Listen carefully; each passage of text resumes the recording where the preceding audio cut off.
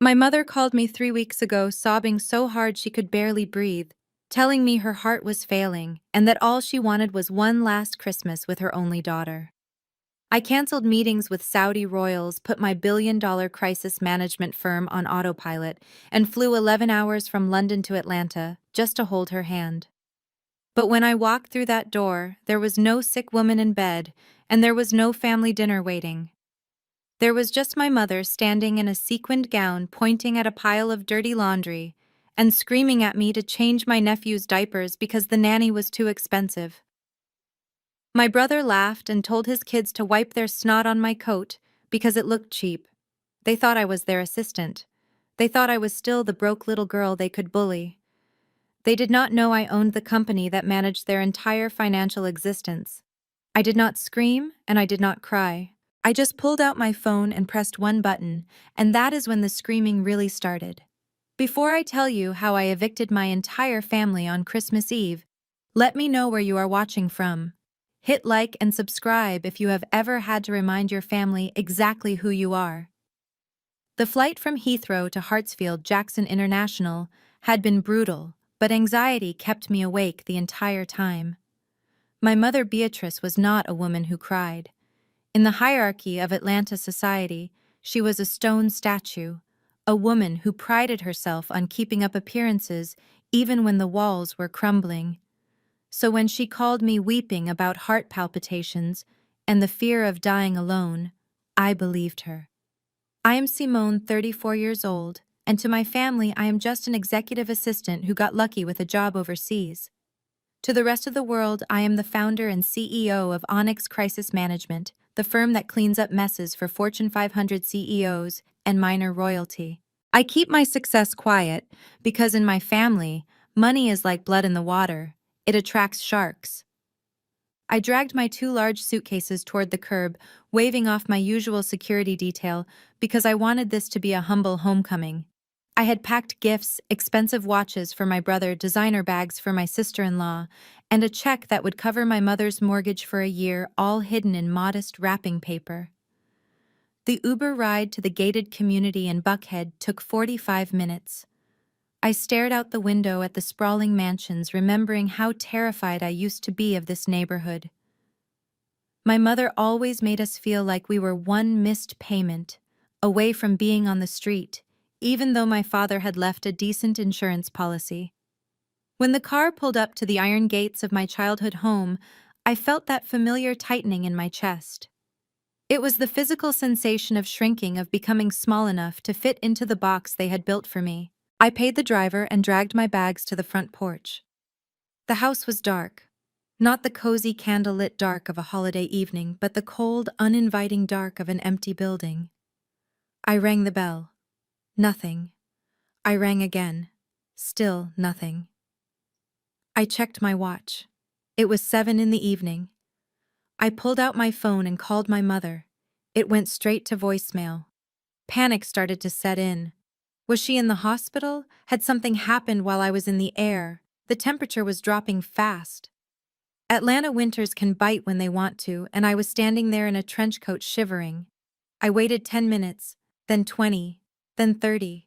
My fingers were numb. I walked around the side of the house, peering into windows, looking for any sign of life. Finally, after 45 minutes of standing in the freezing cold, I saw headlights sweep across the driveway. A luxury SUV pulled up. My heart leaped, thinking maybe they had been at the hospital. But the people who got out were not doctors or nurses. It was my brother Jamal. He stepped out of the driver's seat wearing a coat that cost more than my first car, holding a glass of wine in one hand. He looked at me, shivering on the porch, and did not even rush. He just sauntered over, took a sip of his wine, and smirked. He unlocked the front door without a word of apology. He did not ask how long I had been waiting. He did not ask if I was cold. He just pushed the door open and gestured for me to drag my own bags inside. I stepped into the foyer, expecting the smell of pot roast or mac and cheese, the comfort food my mother used to make when she wanted to manipulate us into feeling loved. Instead, the air was stale and cold. The heating was set to 60 degrees. But what stopped me dead in my tracks was the luggage. It was everywhere. 6 massive Louis Vuitton trunks were stacked in the center of the hallway like a barricade. There were ski bags, boot bags, and garment bags piled high enough to block the view of the living room. This was not the home of a dying woman. This was a staging area for an expedition. Then I heard the clicking of heels on the hardwood floor. My mother Beatrice descended the grand staircase. She looked magnificent and terrifying. Her hair was laid to perfection, her makeup was flawless, and she was wearing a silver sequined gown that hugged curves she usually hid. She did not look sick. She looked like she was ready for a gala.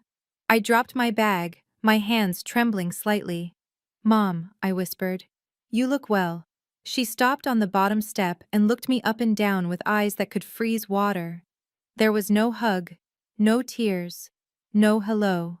Her first words to me after a year of separation were sharp enough to cut glass.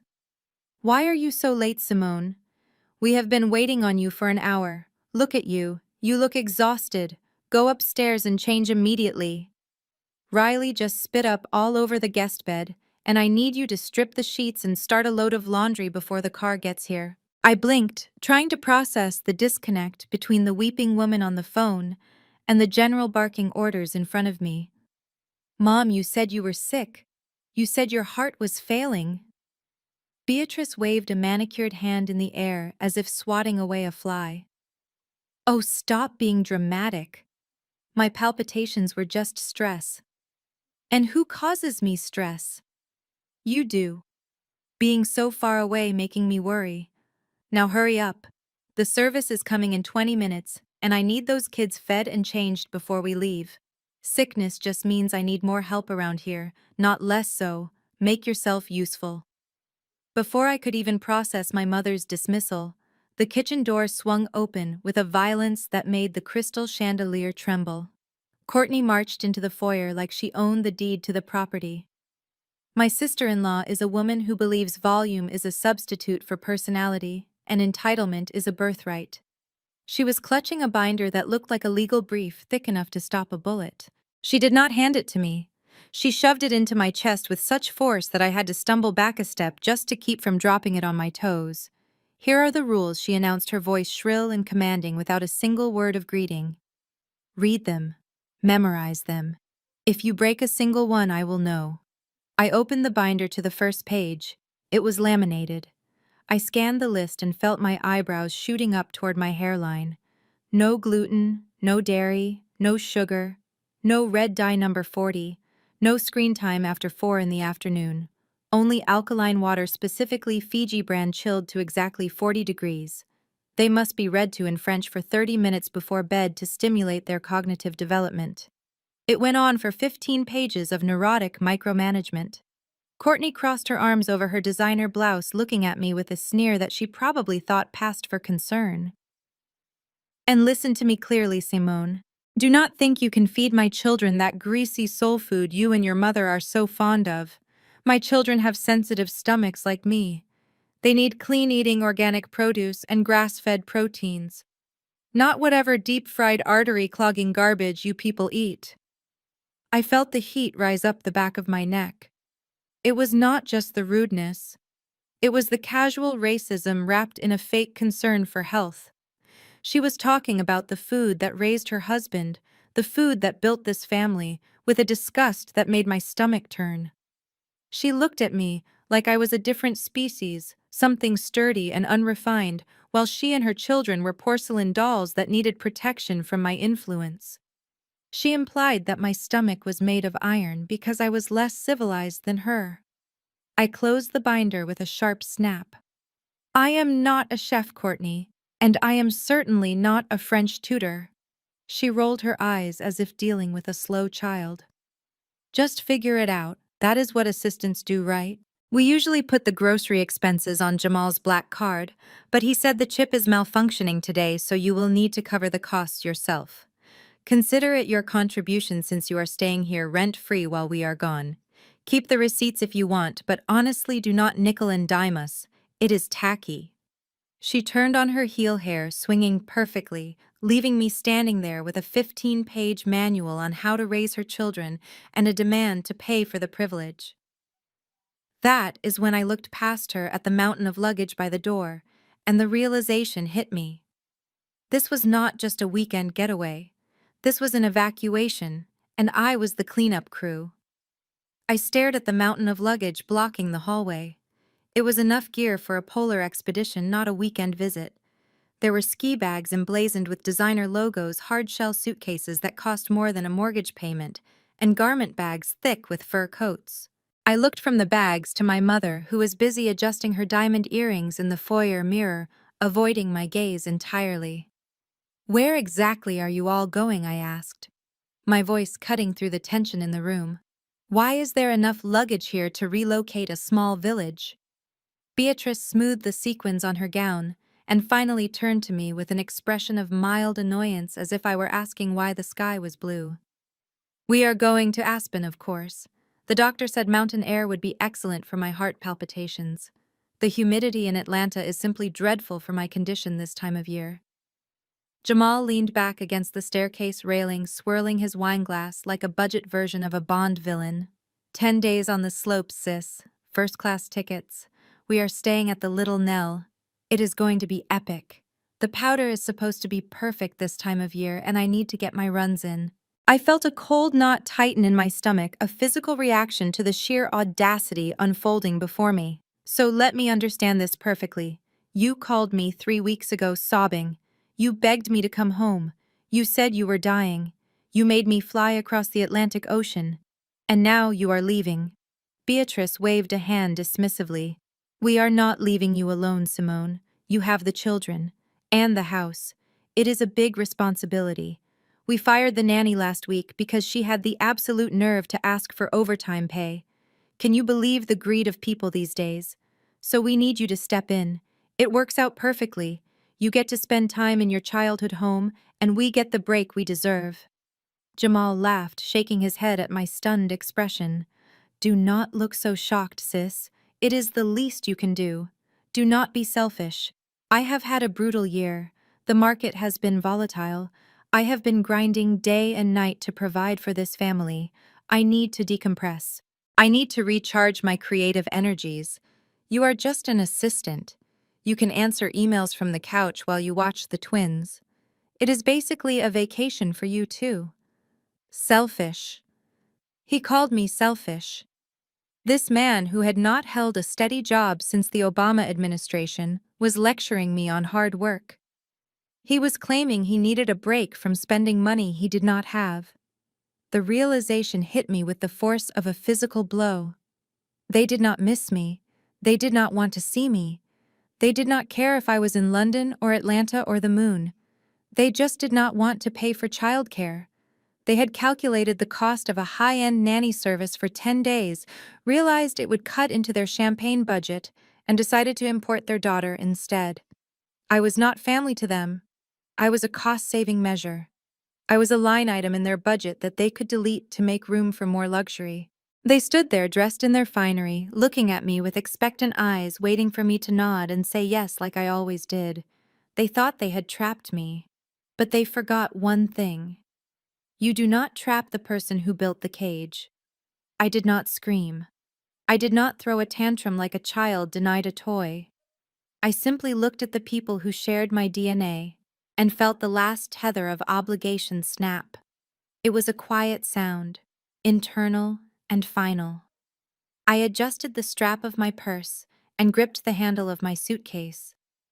"I am not doing this," I said. My voice was low but steady, the kind of voice I used in boardrooms when negotiations had failed, and it was time to walk away. "I did not fly across the ocean to be your servant. I came here to rest. I came here because you said you needed me. But clearly the only thing you need is free labor. Since you are all leaving, I am going to a hotel. I will not stay in this empty house and play nanny while you drink champagne." I turned toward the door. The heavy oak wood looked like freedom. But I only took 2 steps before the air in the room shifted from cold to volatile. Jamal moved with a speed that surprised me. He lunged across the foyer, his expensive dress shoes skidding on the marble. He grabbed the handle of my suitcase and yanked it back with such force that I stumbled. He did not just stop me, he threw the bag. It skidded across the polished floor and slammed into the wall with a sickening thud, scuffing the paint. "You are not going anywhere," he snarled. He planted himself in front of the door, his chest heaving, his face twisted into a mask of ugly entitlement. "Who do you think you are walking away from us? I am the oldest. I am the man of this house when Daddy is gone.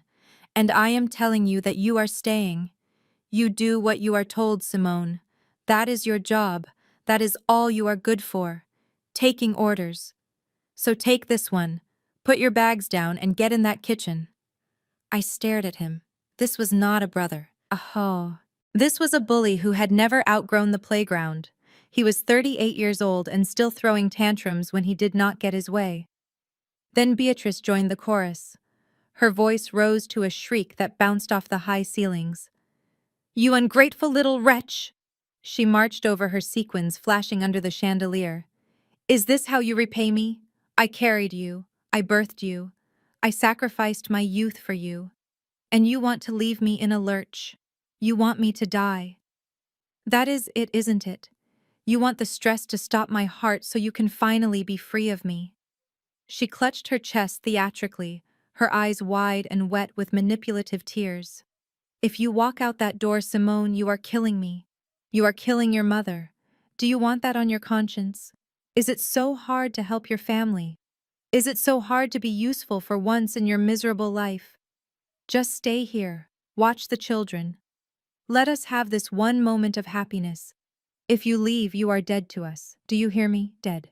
I looked from Jamal's clenched fists to my mother's contorted face. They thought they were terrifying. They thought they held all the power because they knew my buttons. They had installed them after all. But they did not realize that the Simone who used to cry at these threats died a long time ago.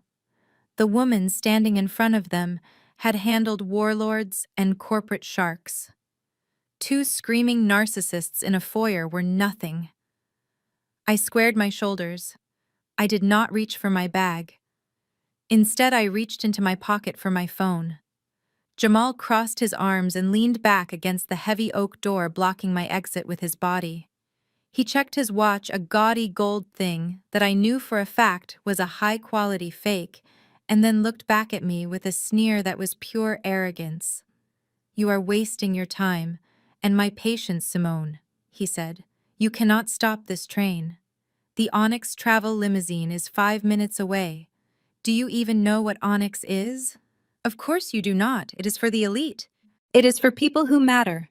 I am a Diamond VIP member. They treat me like royalty. They are sending a stretch SUV stocked with vintage champagne just to take us to the private terminal.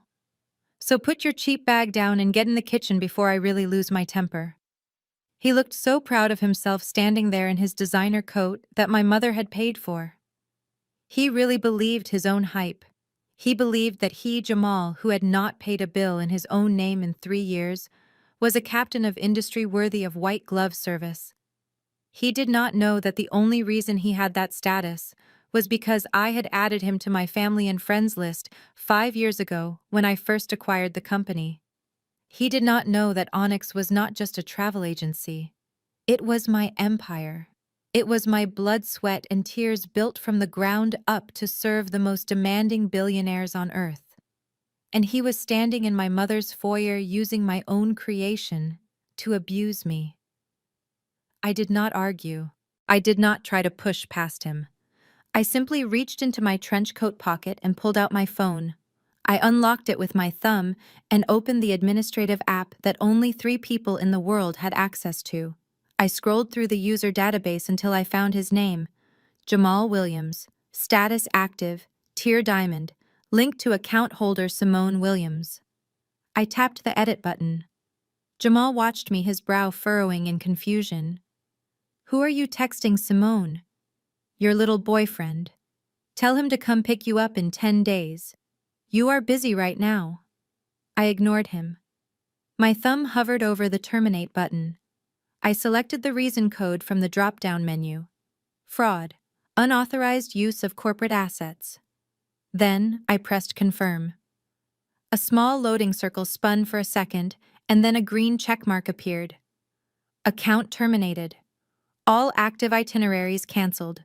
Refund method blocked pending investigation.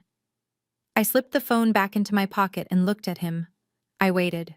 It took exactly 30 seconds. The silence in the hallway was thick and heavy, broken only by the sound of my mother tapping her foot impatiently on the marble floor. Then a loud, jarring ringtone cut through the air. It was Jamal's phone. He pulled it out, looking at the screen with a confused frown. "It is Onyx," he said, looking at Mom with a smug grin. "Probably calling to ask what champagne preference I have. I told you, Mama.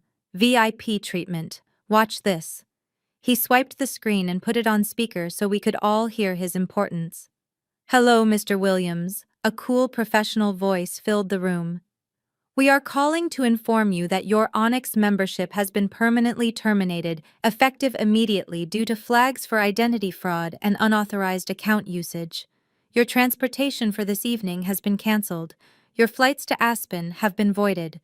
Please do not contact us again, or we will be forced to involve legal counsel. Have a good evening." The line went dead. Jamal stood there, the phone still held out in front of him like a dead bird. His mouth was open, but no sound came out. The smug grin had slid off his face, leaving behind only naked shock. Beatrice looked from the phone to Jamal, her eyes wide with panic. "What did they say?" "Cancelled." "What do you mean cancelled? The car is almost here." I stepped forward, closing the distance between us. I looked Jamal right in the eye. "Onyx, huh?" I said, my voice soft and cold. "That is a shame. It is a really great service. But they have very strict rules about leeches." I smiled a smile that did not reach my eyes. "Too bad. I just banned you." Jamal stared at his phone screen, like it had just bitten him. The color drained from his face, leaving behind an ashy gray that clashed with his expensive turtleneck. He jabbed his thumb onto the redial button so hard I thought the glass might crack. He put the phone to his ear and started pacing the foyer, his free hand balling into a fist. "Who do you think you are talking to?" he screamed into the receiver before the other end even had a chance to speak. "I am Jamal Williams. I am a strategic partner. You do not cancel me. I cancel you. Do you hear me? Put your manager on the line right now, or I will have your job by morning." I leaned against the wall watching the performance. I had personally trained the crisis response team at Onyx. They dealt with Saudi princes throwing tantrums when their yachts were late. A broke man in Atlanta shouting about importance he did not possess was not going to rattle them. I could almost hear the cool, detached voice on the other end reciting the script I had written myself. Jamal stopped pacing abruptly. His eyes went wide. "Excuse me," he sputtered. "Do not you dare hang up on me. Do not you dare." He pulled the phone away from his ear and stared at it in disbelief. They hung up. They actually hung up on me. Courtney stepped forward, her heels clicking aggressively on the marble floor. Her face was twisted in a mix of panic and fury. "What is going on, Jamal? You told me you were a shareholder. You told me you had equity in Onyx. How can they cancel the tickets of an owner? Call the CEO right now. Fix this." She turned to Beatrice, seeking an ally, but my mother looked like she was about to faint. Her hand was clutching her pearl necklace, as if it were the only thing keeping her upright. "Jamal, this was supposed to be taken care of," she whispered. "My friends know I'm going to Aspen. I already posted the itinerary on Facebook." Jamal was sweating now. Beads of perspiration were forming on his forehead, ruining the carefully curated image of the wealthy heir. He looked from his wife to his mother, his eyes darting around the room like a trapped animal. "It is a glitch," he said, his voice cracking slightly. "It has to be a system error. Their servers are probably down. You know how technology is. It is just a mistake." He fumbled for his wallet, pulling out a sleek black credit card. It was heavy metal, designed to impress waiters and concierges. I knew exactly which card it was. It was a supplementary card attached to my mother's account, which was in turn funded by the allowance I sent her every month. An allowance I had frozen 10 minutes ago. "Do not worry, baby," he said to Courtney, his hands shaking as he opened the airline app on his phone. I will just rebook us right now. First class. Better seats. We will show them. I will buy the whole row. Just give me a second. He tapped furiously on the screen. I watched him enter the numbers. I watched him select the most expensive flights available for immediate departure. I watched the hope in his eyes as he pressed the purchase button. And then I waited for the inevitable fall. Jamal held the phone up like a trophy, his thumb hovering over the payment button. "Watch this," he said, his voice dripping with unearned confidence. "This is the difference between you and me, Simone. You create problems and I solve them with a single tap." He pressed the button with a flourish that was meant to be impressive. We all watched the screen. A little circle spun round and round. Jamal tapped his foot on the marble floor, impatient for his victory lap. "Any second now," he muttered. Then a bright red box popped up on the screen. It was not a confirmation number. It was a single word in bold capital letters that seemed to scream across the foyer. Declined. The color drained from his face so fast, he looked like he might faint. He blinked rapidly as if his eyes were deceiving him. "That is impossible," he stammered. "I just paid off the balance last week. It must be a fraud alert. They are protecting me because the purchase is so large. See, that is top-tier security. That is how they treat VIPs." He pulled another card from his wallet. This one was platinum and heavy. He typed the numbers in with shaking fingers. He was sweating now, visible beads forming on his upper lip. "Try this one," he said to no one in particular, his voice rising an octave. "This is the backup, the emergency reserve. It never fails." He hit submit. The circle spun. The red box returned. Declined. Courtney let out a sharp breath that sounded like a tire deflating.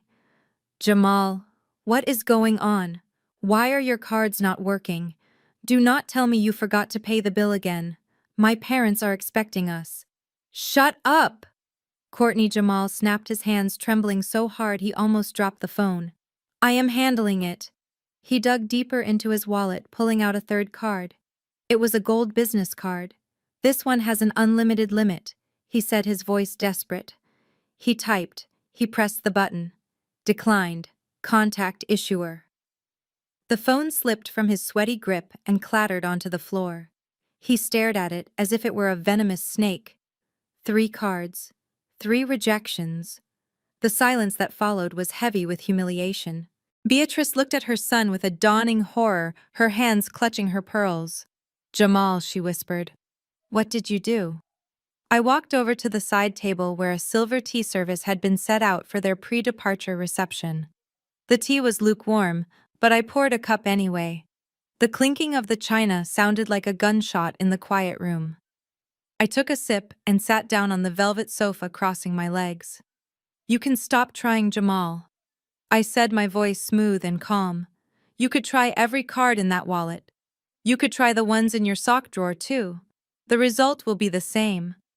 He spun around to face me, his eyes wild. "You did this! You hacked my accounts! You froze my assets!" I took another sip of tea. "I did not hack anything. I just stopped paying the bill. You see, those are not your credit cards, Jamal. Those are supplementary cards, authorized user cards attached to Mother's primary account. An account that I have been funding for the last 10 years because neither of you has had a job since the last decade." Beatrice gasped. Her hand flew to her mouth. "That is not true. Jamal told me he opened those accounts for the business. He said he added me to build my credit score." "He lied, Mother," I said, setting the teacup down. "And here is the best part. Even if I had not frozen the funding, those cards would still be useless. You hit your credit limit 3 weeks ago. Do you want to tell them why, Jamal? Or shall I?" Jamal looked at the floor. He looked at the door. He looked anywhere but at me. "It was the watch," I said, pointing to his wrist. "That gaudy gold thing you are wearing. You charged $40,000 to Mother's card to buy it. You told her it was an investment. You told her it was a limited edition Patek Philippe. But we both know the truth, don't we? I saw the charge come through. I saw the vendor name. It was a shell company in Hong Kong known for selling high-quality replicas. You maxed out Mother's credit for a fake watch, Jamal, and now you cannot even buy a bus ticket, let alone a first-class flight to Aspen." Jamal stared at his wrist where the fake gold Patek Philippe glinted under the chandelier. The truth about the watch, a $40,000 lie bought with stolen credit, hung in the air like toxic smoke. His face contorted, shifting from embarrassment to a dangerous primal rage. He let out a guttural roar and lunged across the coffee table, his hands reaching for my throat. "You shut your mouth!" he screamed, spit flying. "You jealous witch!" I didn't flinch.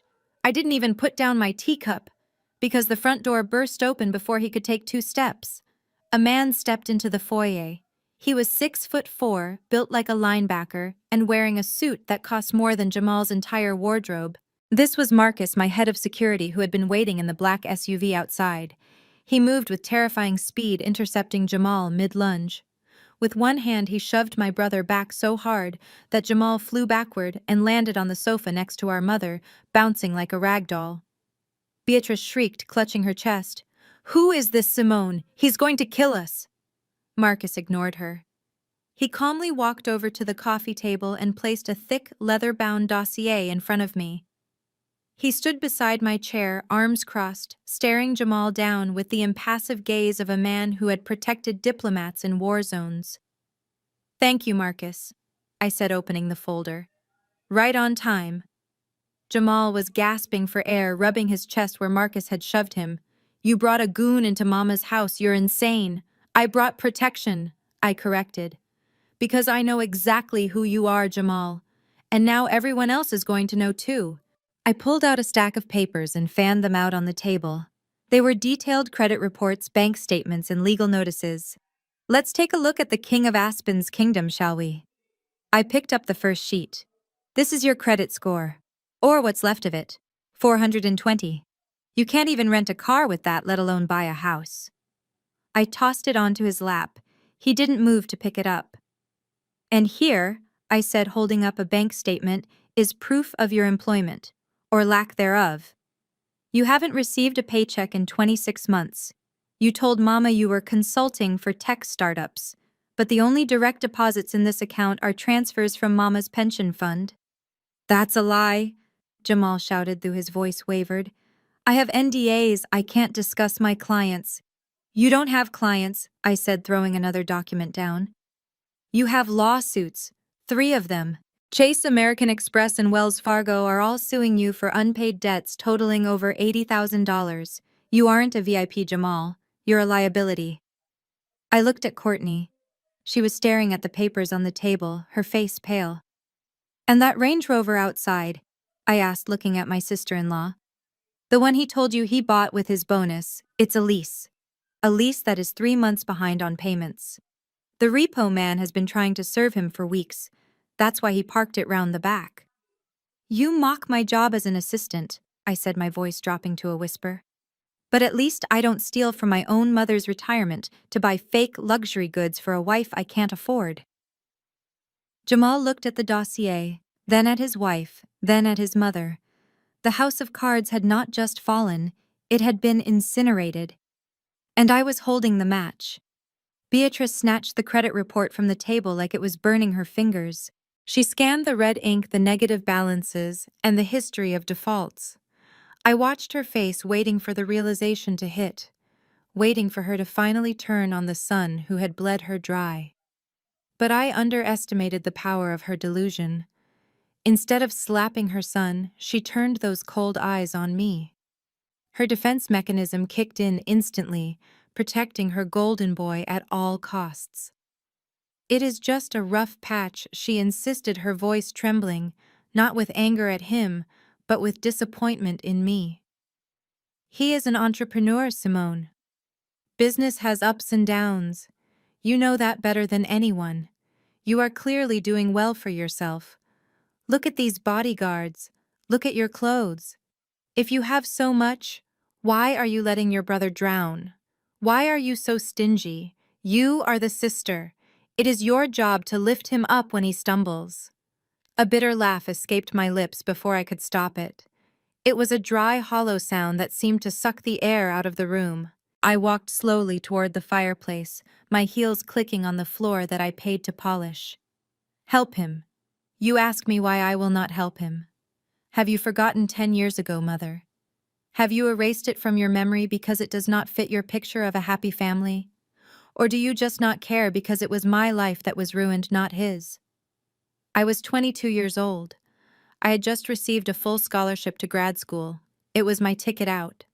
It was my chance to be someone other than Jamal's little sister. And you called me crying in the middle of the night. You said Jamal was in trouble. You said bad men were coming for him because he bet on the wrong basketball games in Vegas. You grabbed my shoulders and begged me. You said if I loved you, I would save him. You said family sacrifices for family. So I did. I walked into the bursar's office the next morning and I withdrew every cent of my tuition money. I handed over my future to pay a bookie so your son would not have to face a consequence.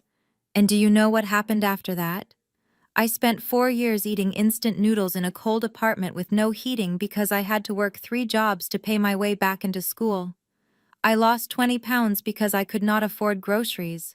I almost starved so he could keep driving a luxury car. And what did he do? I pointed a finger at Jamal, who was cowering on the sofa. He laughed at me. He called me broke. He mocked my cheap clothes and my small apartment while he was wearing shoes that my sacrifice bought. You watched me struggle for 4 years, and you never offered me a dime. You never said thank you. You just moved on to the next crisis. So do not talk to me about helping family. I have paid my dues in sweat and hunger. I have carried this dead weight long enough. I have been the safety net, the bank, and the scapegoat. But today is the limit. The Bank of Simone is closed permanently. And this time you are all going to have to learn how to swim on your own. Courtney did not rush to comfort her husband. She did not offer a supportive hand or a word of encouragement. Instead, she took a step away from him as if poverty were a contagious disease she was terrified of catching. The silence in the room was broken by a sound I had never heard from my poised, polished sister-in-law. It was a laugh, but it sounded like glass shattering. "You are broke," she said, her voice devoid of any warmth. "You are actually broke." Jamal reached for her hand, but she slapped it away with a look of pure revulsion. "Do not touch me," she hissed. "You lied to me. You looked me in the eye when we met at that gala and told me you were a senior investment director. You told me you managed a portfolio worth $50 million. Jamal stammered, trying to salvage the illusion. "Baby, listen, it is just a temporary liquidity issue. I have assets. I have potential." "You have nothing!" Courtney screamed, her face twisting into something ugly and unrecognizable. "I married you because I thought you were my ticket out of Savannah. I thought you were going to take care of me. I thought I was marrying a king, not a court jester with a maxed-out credit card." Beatrice gasped, clutching her chest. "Courtney, how can you speak to your husband that way? He loves you. He has given you everything." Courtney spun around to face my mother, and the mask finally fell off completely. "Oh, shut up, you delusional old woman. He gave me nothing but fakes and empty promises. And I should have known better. I should have listened to my father when he told me not to marry into this family." She looked around the foyer, her eyes filled with a cold, elitist disdain that made my skin crawl. "I tried to overlook it," she spat. "I tried to ignore where you came from.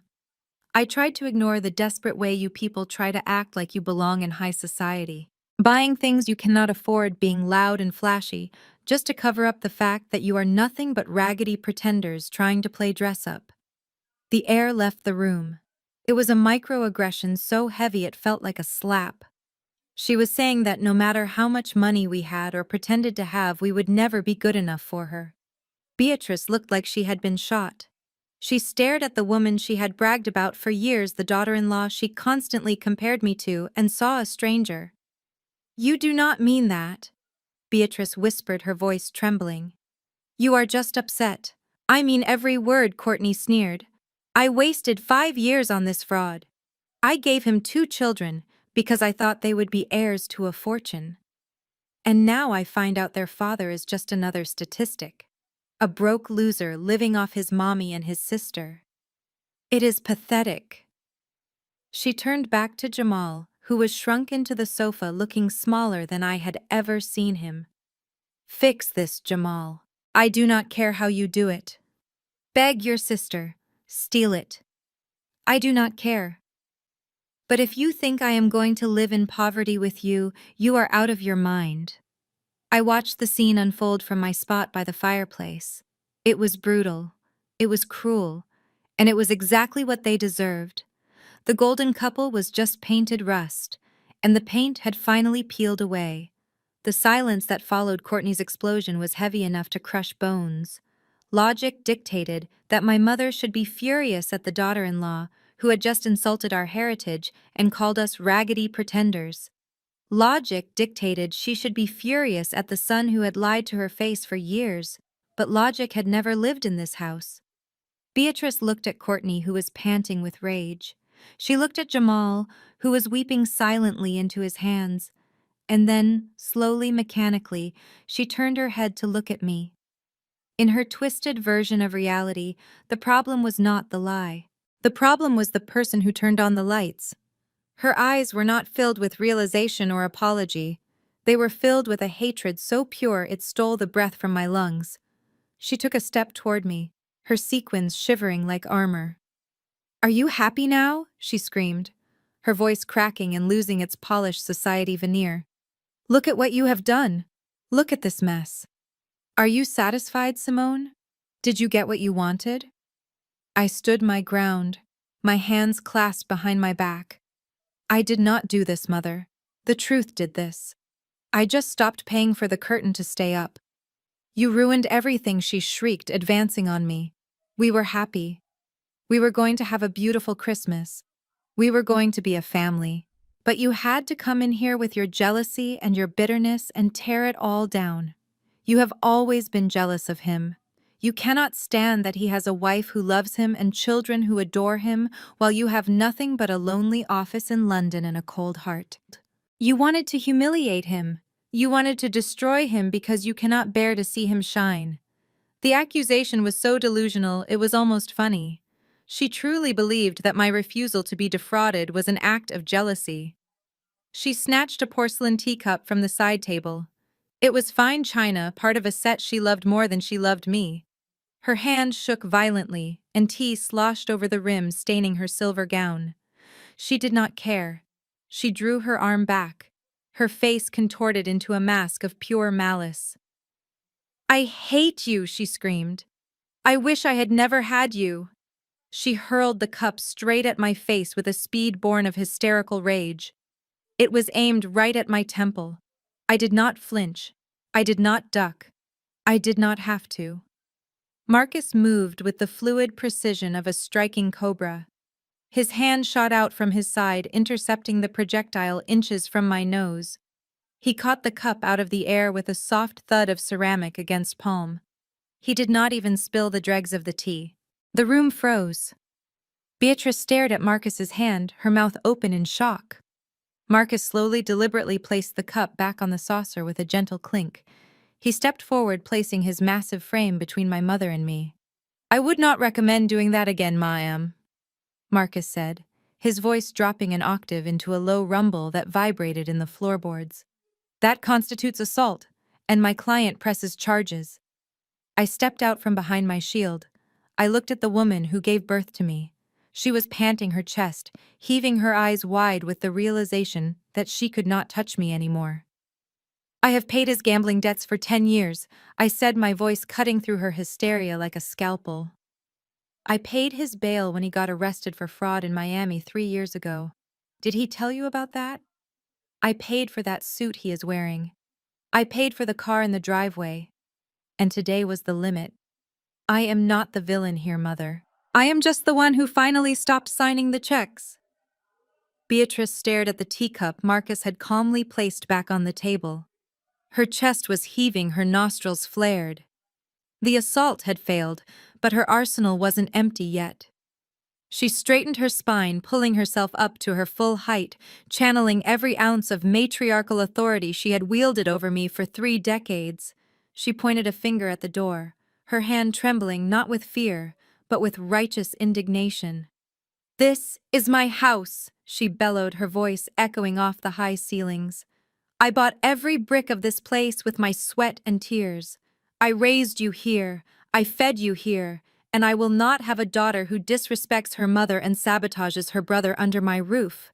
You are a guest here, Simone, a guest who has overstayed her welcome.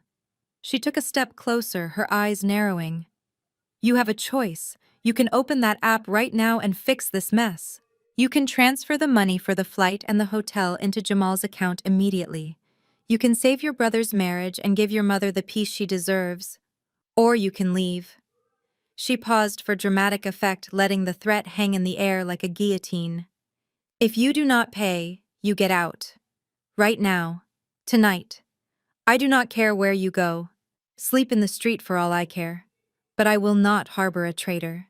You are dead to me until you make this right. Jamal perked up from the sofa, sniffing back his tears. A sly smile crept onto his face. He knew this move. This was the nuclear option. The threat of exile had always worked before. Every time I had tried to set a boundary, the fear of losing my family had brought me back in line. He looked at Courtney and winked. Courtney crossed her arms and smirked, her confidence returning. They thought they had me. They thought I was still the little girl who was terrified of being alone on Christmas. Yeah, Simone, Jamal jeered, his voice gaining strength. You heard Mama. Pay up or get out. You think you are big time because you own a travel agency. But you are nothing without this family. You are just a lonely spinster with a checkbook. Nobody else wants you. So be a good little sister and fix this, or enjoy Christmas alone in a hotel room. Beatrice stood there, her chin high, waiting for me to crumble. She expected the tears. She expected the begging. She expected me to pull out my phone and transfer the funds just to keep the peace, just to be allowed to stay in the warmth of the family circle. I looked at them. The mother who would throw me away for a vacation, the brother who would bleed me dry and laugh about it, the sister-in-law who despised me. They were so sure of their power. They were so certain that their love was a prize I would pay any price to keep. I let the silence stretch.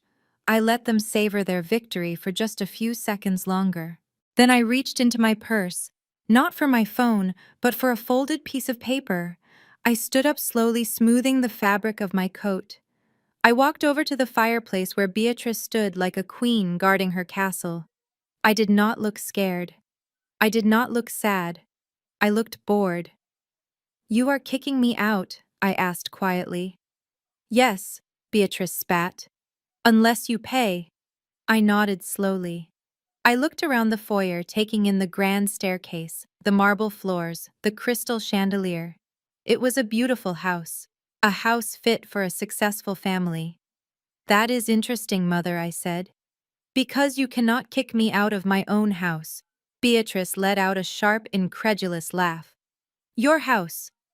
Have you lost your mind? I bought this house in 1995 with your father. My name is on the deed. My sweat is in the walls. You are delusional. I reached into my purse and pulled out a sleek, blue folder. I opened it slowly, deliberately, and extracted a single document. It was a property deed, stamped and notarized, with the official seal of Fulton County. Actually, Mother, I said, walking toward her, your name was on the deed. Until 5 years ago. I held the document up so she could see it clearly. Do you remember the summer of 2018? Do you remember when the bank started sending those pink notices? Do you remember when the sheriff came to the door with an eviction warning? Beatrice's face paled. She took a step back. Jamal handled that. He said it was a mistake. He said he refinanced it. Jamal didn't refinance anything, I said, my voice hardening. Jamal stole the deed from your safe. He forged your signature. And he took out a second mortgage to fund his cryptocurrency investment. An investment that went to zero in 3 months. Jamal made a choking sound from the sofa. That's a lie, I fixed it. I paid them off. You defaulted. I corrected, not even looking at him. The bank foreclosed. They were 3 days away from putting a padlock on this door. You were going to be homeless, Mother. Homeless at 65 because your golden boy gambled away your security. Beatrice looked at Jamal. Is this true? She whispered. Her voice was trembling now. I stepped in, I continued. I bought the debt from the bank. I paid off the arrears, and then I bought the property outright. I put it under an LLC so you wouldn't be embarrassed. SIM Holdings. But make no mistake, I own every brick, every shingle, and every blade of grass on this property. You have been living here rent-free for 5 years because I allowed it. I handed her the deed. She took it with shaking hands. She read the name on the bottom line. SIM Holdings, LLC. Authorized signatory Simone Williams. The paper fluttered to the floor. Beatrice looked at me with a mixture of horror and awe. The daughter she had dismissed as a failure, as an assistant, as a doormat, was her landlord. So when you tell me to get out of my house, I said, stepping closer until I was towering over her, you are forgetting who holds the keys. I am not the guest here, Mother. You are. And guests can be evicted. The room spun with the weight of the revelation. Courtney was staring at Jamal with murder in her eyes. Jamal was curled into a ball, weeping, and Beatrice looked like her entire world had just collapsed. You own it, she stammered. But why didn't you tell me? Because I didn't want to break your heart, I said softly. I didn't want you to know that your son betrayed you. I wanted you to have your dignity, but you used that dignity to try and crush me. So now the truth is out. I looked at my watch. You have 59 minutes left to pack. The silence in the foyer was not peaceful. It was the heavy, suffocating silence of a tomb. My mother looked at the deed in her lap as if it were a death warrant. Her hands, the ones that used to strike me when I spoke out of turn, were trembling so violently the paper made a dry, rattling sound. She looked up at me, and for the first time in my life, I did not see the imperious matriarch of Atlanta society. I saw a frightened old woman who had just realized she was standing on a trapdoor. You have 60 minutes, I said, my voice cutting through the quiet like a razor. It is currently 8:15. By 9:15, I want every single personal item belonging to you, Jamal and Courtney, out of this house. If you are still on the premises at 9:16, I will call the police and have you removed for criminal trespass. And given Jamal's current legal standing with his creditors, I doubt he wants to have a conversation with law enforcement. Beatrice let out a low, keen, a sound of pure devastation. Her legs gave out and she collapsed onto the vintage velvet settee she had spent months picking out. She slumped there, her silver sequins scratching against the upholstery. Her face, capable of launching 1,000 guilt trips, now slack with shock. My house, she whispered. My beautiful house. You stole my house. I did not steal it, I corrected her coldly. I salvaged it. I pulled it out of the fire your son threw it into. But you are welcome to try and explain that to the officers. I am sure they will be fascinated by the foreclosure notices from 5 years ago that I have saved in a digital archive. Jamal had turned a color I had never seen on a human face before, something between gray and green. He knew. He knew exactly what this meant. He knew that without this address he had nowhere to go. He knew that without my protection, the wolves he had been running from credit card companies, loan sharks, and angry investors would find him. He looked at me, and I saw the first flicker of genuine terror in his eyes. Sis, please, he stammered, his voice cracking. You cannot do this. It is Christmas Eve. It is freezing outside. Where are we supposed to go? We have the kids. You cannot put your own blood on the street in the snow. I looked at the pile of Louis Vuitton luggage that contained their ski gear and fur coats. The luggage that represented thousands of dollars they did not have. You have plenty of clothes, I said, gesturing to the bags. Put on a coat. As for where you go, that is not my concern. Maybe you can use those onyx points you thought you had. Oh, wait. Those are gone too. Courtney let out a shriek. This is illegal. You cannot evict us without notice. We have rights, squatters' rights. We have lived here for years. I turned to Marcus, who was checking his watch. Marcus, What is the legal status of a guest who has been asked to leave by the property owner? Marcus smiled an expression that did not reach his eyes. Once permission is revoked, they are trespassers. In the state of Georgia, refusal to leave private property after being ordered to do so is a misdemeanor. And since you have proof of ownership and no lease agreement exists, they have no standing. I looked back at Courtney. You have 55 minutes left, I said. I suggest you stop screaming and start packing. Unless you want the neighbors to see you being dragged out in handcuffs. I hear Mrs. Johnson next door loves a good scandal. That did it. The mention of the neighbors, the threat to their social standing, was the catalyst. Panic exploded in the room. Jamal stood up from the floor, wiping his eyes with the sleeve of his expensive coat. He looked around the foyer, his eyes darting from the door to his mother to me. The panic was settling into a desperate cunning. He took a step toward me, his hands raised in a placating gesture that felt more like a threat. "Simone, listen to yourself," he said, his voice dropping into that smooth, manipulative tone he used when he needed money. "You are upset. I get it. We hurt your feelings. But this is crazy. You are not going to throw your own mother out into the cold on Christmas Eve. Think about what people will say. Think about the neighbors.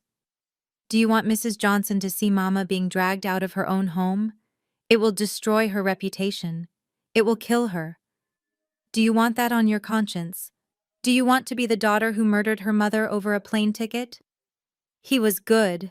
I had to give him that. He knew exactly where to aim. For 30 years he had used my guilt as a weapon. He had used my desire to protect our family's image to keep me in line. But he was aiming at a target that no longer existed. I checked my watch. 55 minutes, Jamal. "You are bluffing," he sneered, his mask slipping. "You do not have the guts. You have always been weak. You have always needed us to validate you. You kick us out and you will have nobody. You will be alone in this big empty house with your money and your bitterness. Is that what you want? To die alone?" I laughed. It was a genuine laugh. "I am not bluffing, Jamal. And I am not alone. I have a very capable team." I pulled out my phone and dialed a number. It rang once. "Send them in," I said into the receiver. Jamal frowned. "Send who in?" The front door opened again, but this time, it was not a single bodyguard. 6 men in gray uniforms marched into the foyer. They carried large plastic bins and heavy-duty trash bags. They wore gloves. They did not look like movers who handled china with care. They looked like a cleanup crew at a crime scene. "These gentlemen are from Rapid Removal," I explained calmly. "I hired them an hour ago. Their instructions are simple. Anything that does not belong to the owner of the house goes into a bag. If it fits in a bag, it goes on the curb. If it does not fit, it goes on the truck. They are very efficient." Beatrice shrieked, scrambling up from the settee. "Do not touch my things! Do not you dare touch my crystal!" One of the movers, a burly man with a clipboard, looked at me. "Start in the living room, Ma. Start everywhere," I said. "Clear the common areas first, then the bedrooms. Leave the furniture. Take anything personal." The men moved with military precision. They began sweeping the foyer. The pile of Louis Vuitton luggage was the first casualty. 2 men grabbed the bags and marched them out the front door, dumping them unceremoniously onto the driveway. Jamal watched his ski gear disappear into the night, his mouth agape. "You cannot do this!" he screamed, lunging at one of the movers. "That is my property. That is a $5,000 snowboard." Marcus stepped in front of him, blocking his path. "The property is being removed from the premises, sir. You can collect it from the driveway. Or the landfill. Your choice." Jamal turned to me, his face purple with rage. "I will sue you. I will sue you for every penny you have. I will tell everyone what you did. I will ruin you." I looked at him coolly. "With what money, Jamal? You cannot even afford a lawyer. And as for ruining me, go ahead. Tell the world that your sister finally stopped letting you steal from her. See whose side they take." I turned to the lead mover. Be careful with the art on the walls, I said. That belongs to me. Everything else is trash. Courtney let out a wail as a mover picked up her diaper bag and tossed it into a black plastic sack. My specialized formula, she cried. My organic snacks. You should have thought about that before you handed me a binder, I said. You have 50 minutes. I suggest you start grabbing what you can carry, because once it is in a bag, it is gone. The chaos was absolute. The movers swarmed the house like locusts.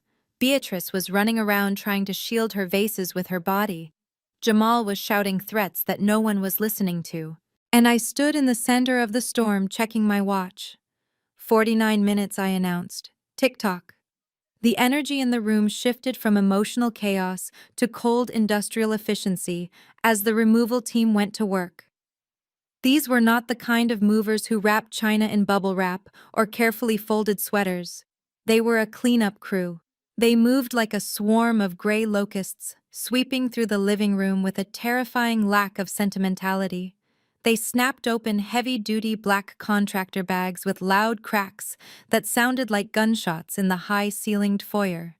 They did not discriminate between the silk pillows Courtney had insisted on buying and the half-eaten snacks the twins had left on the floor. It all went into the same bags. I watched as one man scooped up an armful of Jamal's sneaker collection. These were shoes my brother had posted on Instagram hundreds of times, claiming they were rare collectibles worth thousands. The mover dumped them into a plastic bin with a dull thud, one shoe crushing another, the laces tangling together. Jamal made a strangled noise in his throat, a sound of pure impotence as he watched his status symbols being treated like landfill.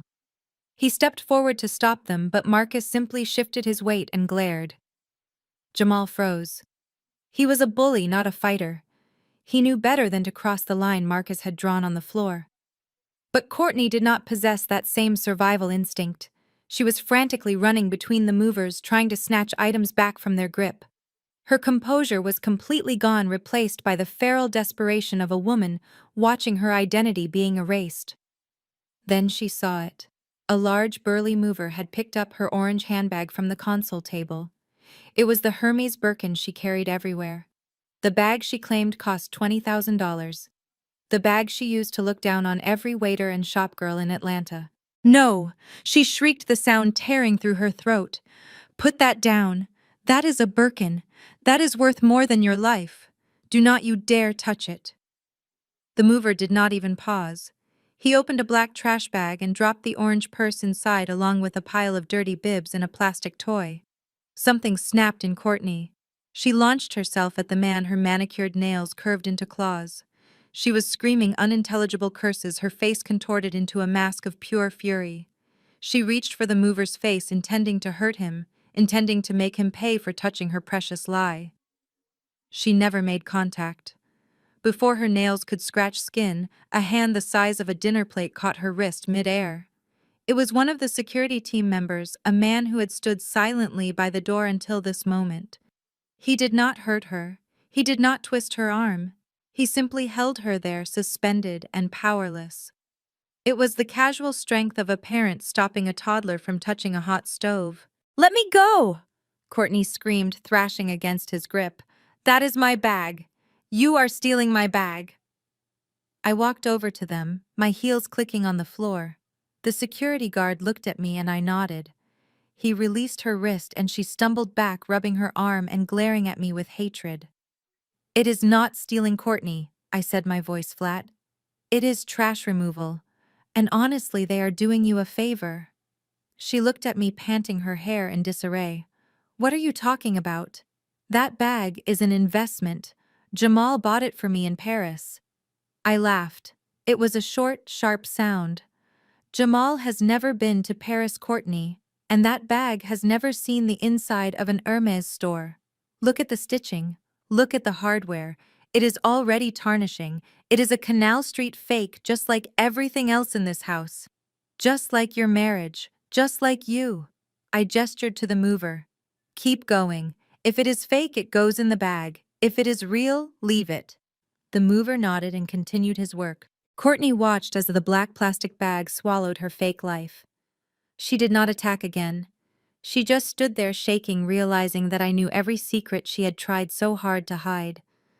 The bag was just leather and thread, but to her it was the shield that protected her from being ordinary, and I had just thrown it in the trash. Courtney stood frozen, watching the black trash bag swallow her fake designer life. The sound of the plastic rustling seemed to echo in the cavernous foyer. Then something in her eyes shifted. The panic and rage drained away, replaced by a cold, calculating survival instinct. She looked at Jamal, who was still uselessly arguing with a mover about his sneaker collection. Then she looked at me, standing calm and untouchable in my cashmere coat. Without a word, she crossed the room. But she did not walk towards her husband. She walked towards me. She threw herself onto the marble floor at my feet, her hands clasping together in a prayer-like gesture that was so theatrical it belonged on a soap opera stage. "Simone? Please," she wailed, her voice trembling with a sudden onset of fragility. "You have to help me. I did not know. I swear on my children's lives, I did not know he was stealing from your mother. I am a victim here too." She reached out to grab the hem of my coat, but Marcus stepped forward, his shadow falling over her. She flinched, but kept her eyes fixed on me, wide and wet with tears that I knew she could summon on command. "You are a good person, Simone," she sobbed. "I have always said that. I have always told Jamal he was lucky to have a sister like you. Do not punish me and the babies for his crimes. I will leave him. I will divorce him tomorrow. Just let us stay. Let us stay in the guest house. I will cook. I will clean. I will do whatever you want. Just do not throw us out on the street with him. He is a monster." I looked down at her, this woman who had sneered at my food an hour ago. This woman who had handed me a binder of rules and treated me like hired help. Now she was on her knees offering to be the servant she had tried to make me. It was pathetic. It was satisfying. But it was also a lie. I crouched down so my face was level with hers. The scent of her expensive perfume cloyed in the air. I looked deep into her eyes, searching for a shred of genuine remorse. I found only fear. "You always said I was a good person," I repeated softly. "Is that right? Is that what you told your friends in your group chat? The one titled The Help?" Courtney's breath hitched. Her eyes darted away, then back to me, her expression crumbling. "I know about the messages, Courtney," I whispered. "I know you called me the savage sister-in-law. I know you mocked my hair, my clothes, and my job. I know you told your friends that you were only tolerating the ghetto trash family because you thought we had money." Her face went slack. The tears stopped, instantly replaced by a look of pure terror. How she stammered. "How do you know that?" I smiled. It was a cold, dangerous smile. "Because I own the data security firm your phone provider uses for cloud backups. And when you connected to my Wi-Fi 3 years ago, you agreed to my terms of service. I see everything." I stood up, dusting off my hands as if I had touched something dirty. "You do not want to stay here, Courtney. You want to stay near the money. But the money is mine, and you are evicted. Get out!" I said, my voice rising to fill the room. "Take your fake bag, your fake tears, and your fake marriage, and get out of my house." Courtney scrambled backward on the floor, crab walking away from me as if I were a fire. She looked at Jamal, who was staring at her with his mouth open, betrayed by the wife who had just thrown him under the bus. But she did not care. She scrambled to her feet, grabbed the hands of her confused, crying twins, and ran for the door, not even looking back at the man she had promised to love. The flashing blue lights cut through the windows, painting the foyer in a chaotic strobe of color. It seemed Mrs. Johnson and the rest of the prayer circle across the street had decided the screaming match was ruining their silent night. They had called the police. 2 officers stepped through the open front door, hands resting on their belts, eyes scanning the debris of the eviction. Jamal saw them and immediately transformed. The tears vanished. The fear was replaced by the performance of a lifetime. He rushed toward the officers, hands raised in a gesture of helpless victimhood. "Officers, thank God you are here," he shouted, pointing a shaking finger at me. This woman has broken into our home. She has thugs throwing our property into the street. She is violent. She is dangerous. You need to arrest her right now. She is trying to steal my mother's house. The lead officer, a tall man with a name tag reading Sergeant Miller, looked from Jamal to me. I was standing by the fireplace, sipping my tea, while Marcus stood silently nearby, like a statue in a suit. "Is this true, Ma?" The officer asked. "Do you live here?" I set my teacup down. "I do not live here, officer," I said calmly. "I own here." Jamal let out a hysterical laugh. "She is lying. She is delusional. She is just an assistant. My mother has lived here for 20 years. Ask her. Mama, tell them." Beatrice looked up from the sofa, her face a mask of tragedy. "It is my house," she whispered. "I raised my children here. She has no right." Sergeant Miller looked confused. He stepped further into the room. "I am going to need to see some identification and proof of residence. Who is the homeowner?" I said. Marcus handed me the blue folder again. I walked over to the officer and handed him the deed along with my driver's license. "This is the property deed notarized and filed with the county," I explained. "The property is held by SIM Holdings LLC.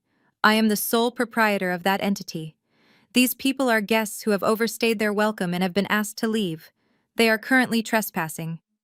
The officer opened the folder. He took out a flashlight and shone it on the documents. He compared the name on the license to the name on the deed. He checked the dates. He checked the seals. Jamal was bouncing on the balls of his feet, eager for the handcuffs to click around my wrists. "She forged it," Jamal spat. "She is a fraud. Check the system." Sergeant Miller lowered the folder. He looked at Jamal with a weary expression. "The paperwork looks in order, sir. It is a certified copy." He turned to me. "Ms. Williams, you are the legal owner." "Yes," I said. "And I want them removed, immediately." The officer turned back to Jamal and Beatrice. "Folks, the owner has asked you to vacate the premises. This is a civil matter regarding the eviction, but since you have been asked to leave and are refusing it becomes criminal trespass. You need to grab your things and go. Now." Jamal's jaw dropped. "But she is lying. You are not listening to me." "Sir," the officer said, his voice hardening, "I am looking at the deed. Unless you can produce a document that overrides this one, you have to leave. Do not make me ask you again." Beatrice let out a sob that sounded like a dying animal. She looked at the neighbors gathered on the sidewalk, their faces pressed against the wrought iron gate. Mrs. Johnson was watching. The deacon's wife was watching. The shame was absolute. "Come on, Mama," Jamal said, his voice defeated. "Let us go." They shuffled out the door, past the police officers, past the pile of black trash bags that held their possessions. I stood in the doorway and watched them go. The police lights illuminated their retreat, casting long shadows against the snow. They were not leaving as victims. They were leaving as trespassers in the life they thought they owned. The snow started falling just as the police cruiser pulled away, leaving my family shivering on the sidewalk. It was a picturesque Christmas Eve scene, ruined by the ugly reality of human greed. Courtney stood there, her designer coat pulled tight against the wind, her eyes burning with a fury that had nothing to do with the cold. She looked at Jamal, who was staring at the closed front door of the mansion he thought was his birthright. He looked pathetic. "You useless fraud," Courtney screamed, her voice cracking in the frigid air. "You promised me everything. You promised me the world. And what do you have? Nothing. You are a broke loser living off your mommy and your sister. I wasted 5 years on you. 5 years." Jamal turned to her, his face wet with tears and melting snow. "Baby, please. We can fix this. We can figure it out. I still have connections. I still have potential. We are a family. We have the twins." Courtney let out a laugh that sounded more like a bark. "A family? Do not make me laugh. You think we are a family. You think those are your kids." Jamal froze. The snowflakes settled on his eyelashes, melting into droplets. "What? What are you talking about? Of course they are my kids. They have my nose. They have my nose, you idiot, Courtney spat. And they have their real father's eyes. The silence on the sidewalk was heavier than the snow. Beatrice, who had been sobbing into a handkerchief, stopped. She looked up slowly, her eyes wide with a new kind of horror. Jamal stared at his wife, his mouth opening and closing like a fish. "What did you say?" he whispered. "I said they are not yours," Courtney shouted, not caring that the neighbors were watching from their windows. "I was pregnant when I met you. My ex was a broke musician, and I needed a way out. I needed a provider. And then I met you, Mr. Senior Investment Director, Mr. Heir to the Williams fortune. I thought I hit the jackpot. I thought I found a rich sucker to raise another man's babies." She stepped closer to him, her face twisted in a sneer. "I lied about the due date, Jamal. I lied about everything. I needed a father for them, and I picked you because you were easy. You were so desperate to be important, so desperate to have a trophy wife that you did not even question the math. But now look at you. You are not a provider. You are a parasite, and I am done feeding you." Jamal staggered back as if she had punched him. "No," he moaned. "No, that is impossible. I love them. I raised them. You paid for them," Courtney corrected, "with your mother's money. But the money is gone. So the daddy act is over. I am taking them. I am taking them back to Savannah. My parents might be strict, but at least they are not homeless frauds." Beatrice let out a wail that pierced the night. "My grandbabies, those are my grandbabies. You cannot take them. They are William's blood. They are not William's blood, you old fool," Courtney snapped. "They never were. You have been doting on strangers. You have been spending your pension on another man's DNA." Beatrice clutched her chest, her face turning a terrifying shade of gray. The betrayal was absolute. Her golden son was a fraud. Her perfect grandchildren were a lie. Her entire legacy was a joke. She looked at Jamal, the son she had sacrificed her daughter for, and saw only a stranger. Courtney flagged down a passing Uber that had slowed to watch the spectacle. She grabbed the hands of the confused, crying twins and dragged them toward the car. Jamal tried to follow her, but she shoved him back into a snowbank. "Stay away from us," she hissed. "Do not call me.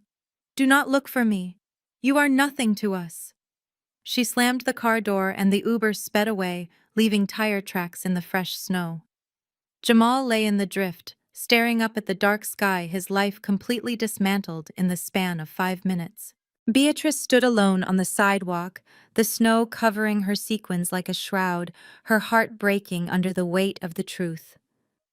Beatrice stood rooted to the frozen pavement like a statue carved from ice. The snow fell on her bare shoulders, but she did not shiver because the cold she felt was entirely internal. For 5 years she had worshipped those twins. She had bought them Burberry coats before they could walk. She had set up trust funds with money she essentially stole from me. She had bragged to every deacon's wife at Ebenezer Baptist Church about the strength of the Williams bloodline and how her grandbabies had her eyes. And now she knew. They were strangers. They were the biological evidence of another man's legacy funded by her daughter's stolen labor. The realization shattered her more completely than the eviction ever could. Her hand went to her chest. At first I thought it was another performance. Another dramatic clutch of the pearls designed to guilt us into submission, just like the heart palpitations she had faked to get me on a plane. But then I saw her face. The color drained away, leaving her skin the color of wet ash. Her mouth opened in a silent gasp as if the air had turned to solid glass. Her eyes rolled back, showing only the whites. Her knees buckled, not with theatrical grace, but with the heavy, uncontrolled, dead weight of a body shutting down. She crumpled into the snowbank with a soft thud that was terrifyingly silent against the howling wind. Mama Jamal whispered. He was still lying in the snow where Courtney had shoved him. He stared at his mother's prone form. He did not move. He did not crawl to her. He did not scream for help. He just lay there frozen in a state of infantile shock, waiting for someone else to fix it. He was a man who had never solved a real problem in his life, and now facing the ultimate crisis, he simply malfunctioned. He looked at her like she was a broken toy that he did not know how to repair. Courtney saw Beatrice fall. She looked at the woman who had defended her, pampered her, and bullied me for her sake. For a split second, I saw a flicker of hesitation in her eyes, a moment where humanity might have won out. But then the headlights of the Uber swept across the scene, illuminating the disaster. Self-preservation kicked in with a vengeance. Courtney did not even look down at the dying woman. She grabbed the handle of the rear door and shoved the screaming, confused twins inside with a roughness born of panic. She dove in after them, shouting at the driver to go, before the door was even fully closed. The car tires spun on the slick road, spraying slush onto Beatrice's sequined gown. The Uber sped off, disappearing into the dark Atlanta night, taking the fake grandchildren and the fake wife away forever. Jamal was left alone in the cold with his dying mother, and he still had not moved. He was staring at the taillights of the car, watching his last chance at a free ride drive away, while the woman who birthed him gasped for her last breaths in the snow. I watched it all from the bay window of the living room, my hand pressed against the cold glass. I saw the fall, I saw the abandonment, and I saw the utter uselessness of the golden child. I stood by the window watching my mother collapse into the snow.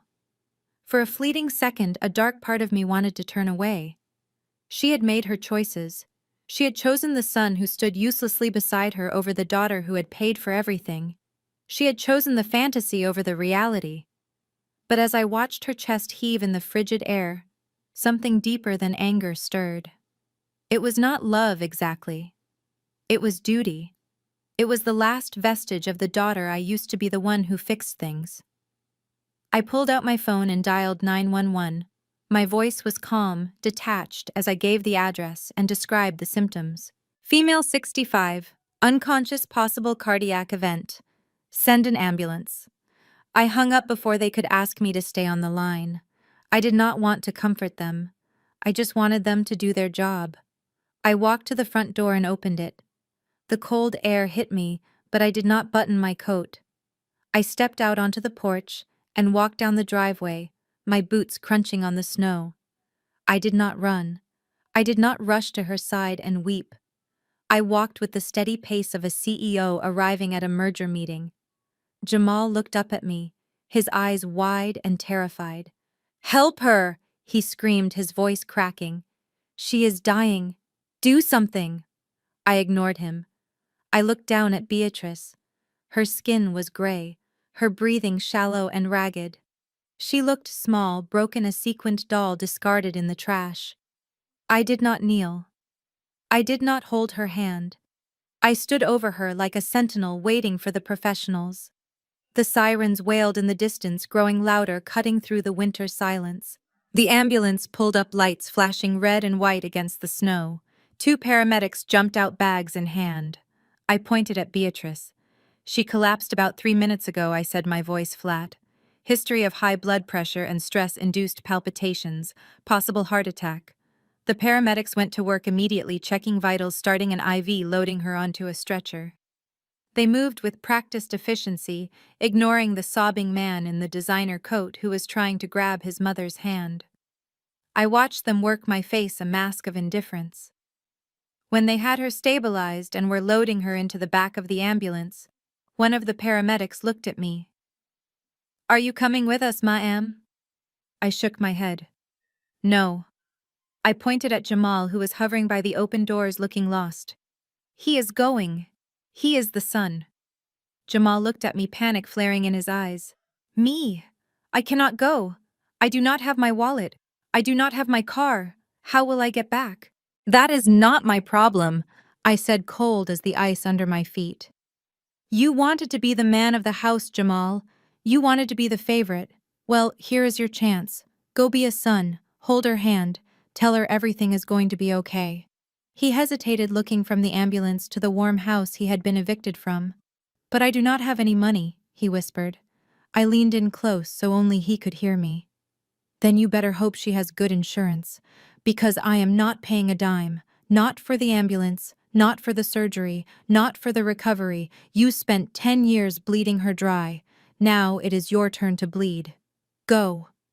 I shoved him toward the ambulance. He stumbled and the paramedic grabbed his arm, pulling him inside. The doors slammed shut. The siren wailed again, and the ambulance sped off into the night, taking my mother and her golden child away. I stood alone in the driveway, the snow falling softly around me, covering the tracks of their departure.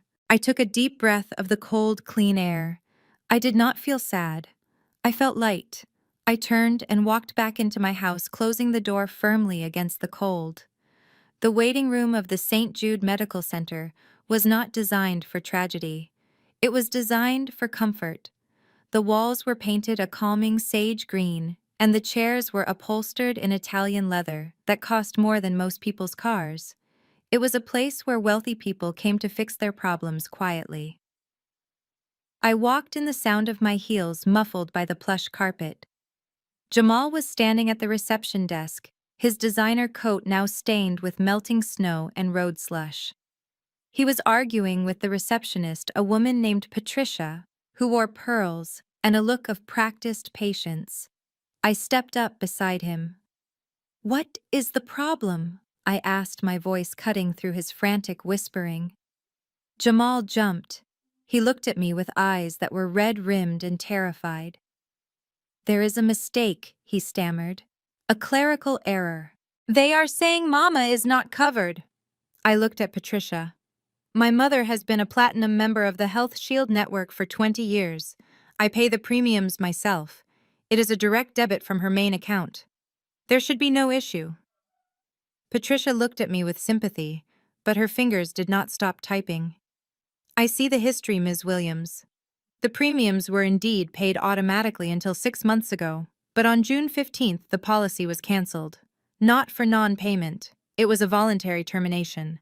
The cash value of the life insurance component and the medical savings account were liquidated and withdrawn in full." I felt the air leave my lungs. Liquidated. That account had over $200,000 in it. It was her safety net. It was her end-of-life care. It was the money meant to keep her comfortable when her heart finally gave out. Who authorized the withdrawal? I asked, though I already knew the answer. The cold knot in my stomach tightened into a block of ice. Patricia turned the screen slightly. The authorization was signed by Beatrice Williams and countersigned by her power of attorney Jamal Williams. The funds were transferred to an external account labeled Crypto Future Holdings. I turned slowly to look at my brother. He was shrinking into himself, trying to disappear into the collar of his coat. He did not look like a man. He looked like a child who had broken a vase and was waiting for the belt. Crypto Future. I repeated, my voice dangerously low. "You cashed out Mother's medical insurance for a crypto scam." Jamal started to cry. Ugly, wet sobbing that drew stares from the other people in the waiting room. "It was a sure thing, Simone," he blubbered. "My friend told me it was going to the moon. I was going to double it. I was going to pay it back before she even noticed. I wanted to buy her a new house. I wanted to surprise her." "You wanted to surprise her," I said. "Well, you certainly did that. You surprised her with a heart attack, and now you have surprised her with bankruptcy." "That platform collapsed 3 months ago, Jamal. It was a Ponzi scheme. Everyone knows that. You lost everything, didn't you?" He nodded, his head hanging low. "Every dime." Patricia cleared her throat. "Ms. Williams, I am afraid without valid insurance we cannot admit her for the surgery. This is a private facility. We require a deposit of $50,000 up front for uninsured patients, or we will have to transfer her to the county hospital." The county hospital. The place where people waited in hallways for days. The place Beatrice had spent her entire life looking down on. She was lying on a gurney behind those double doors, dying and destitute because her golden child had bet her life on a digital coin that did not exist. I looked at Jamal. "Fix it," I said.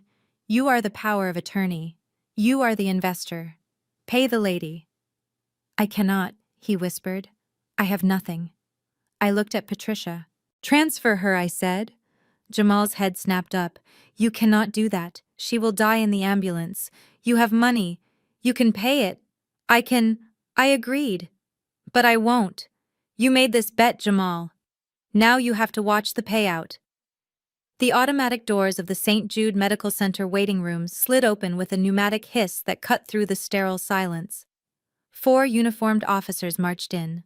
They did not look like they were there for a checkup. They moved with the heavy, purposeful stride of men who had a target. Jamal was sitting in one of the leather chairs, his head in his hands, muttering to himself about crypto markets and bad luck.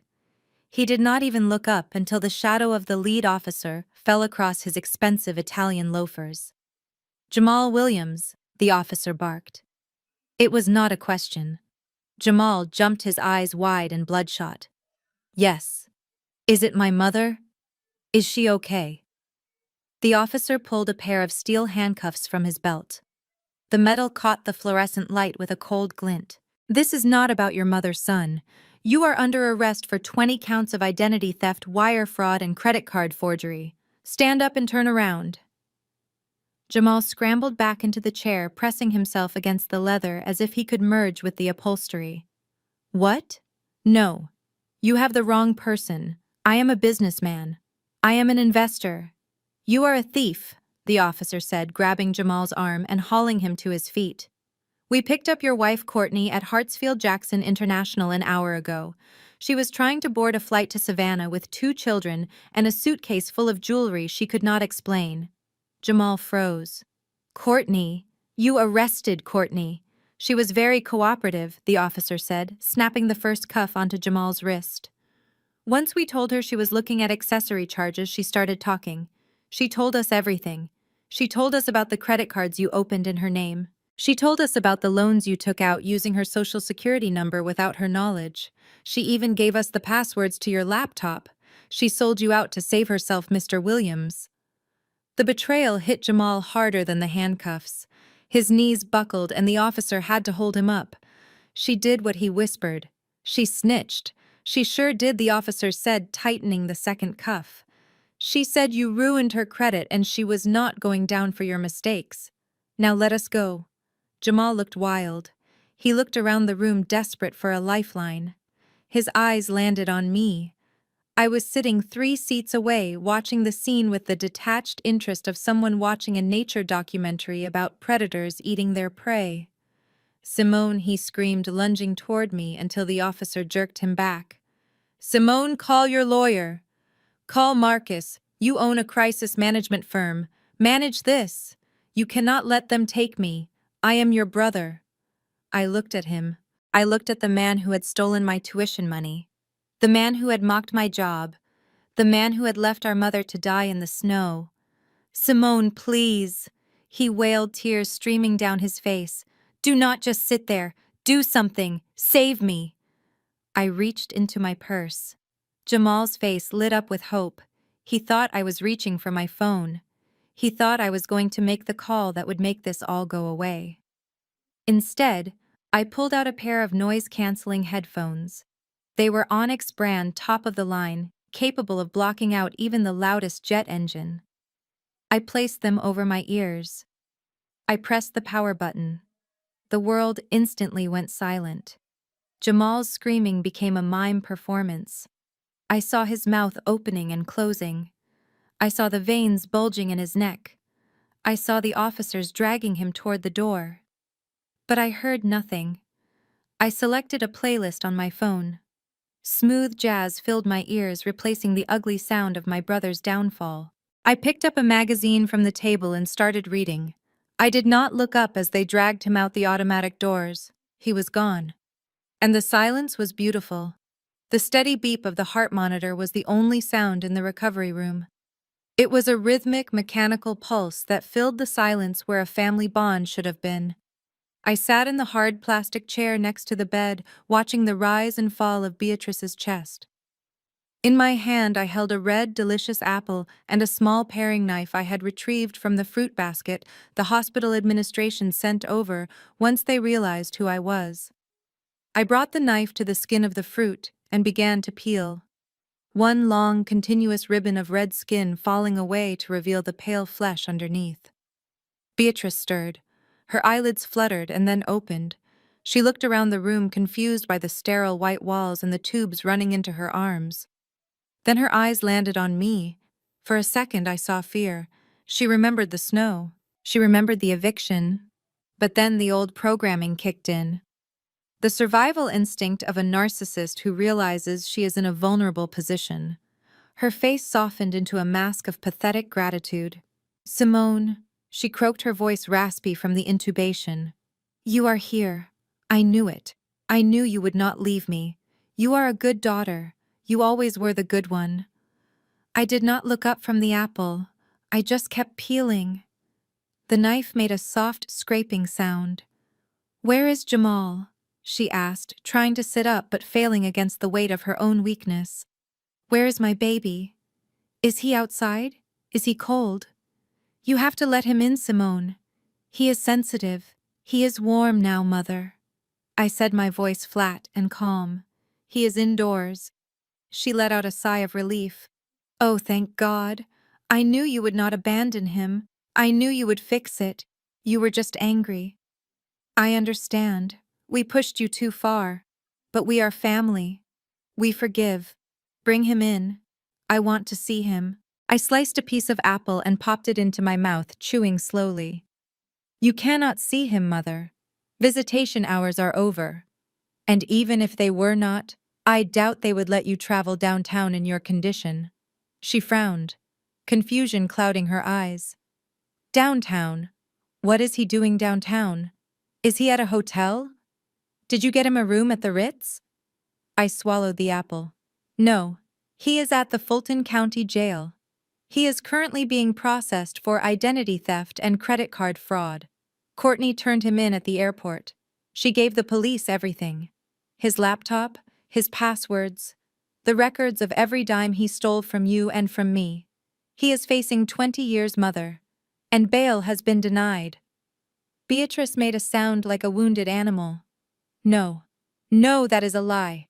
You are lying to hurt me. He is a businessman. He is an investor. He is a con artist," I corrected. "And he is finally where he belongs. In a cage." She started to cry. It was the same performance I had seen 1,000 times. The shaking shoulders, the wailing about how unfair the world was to her precious boy.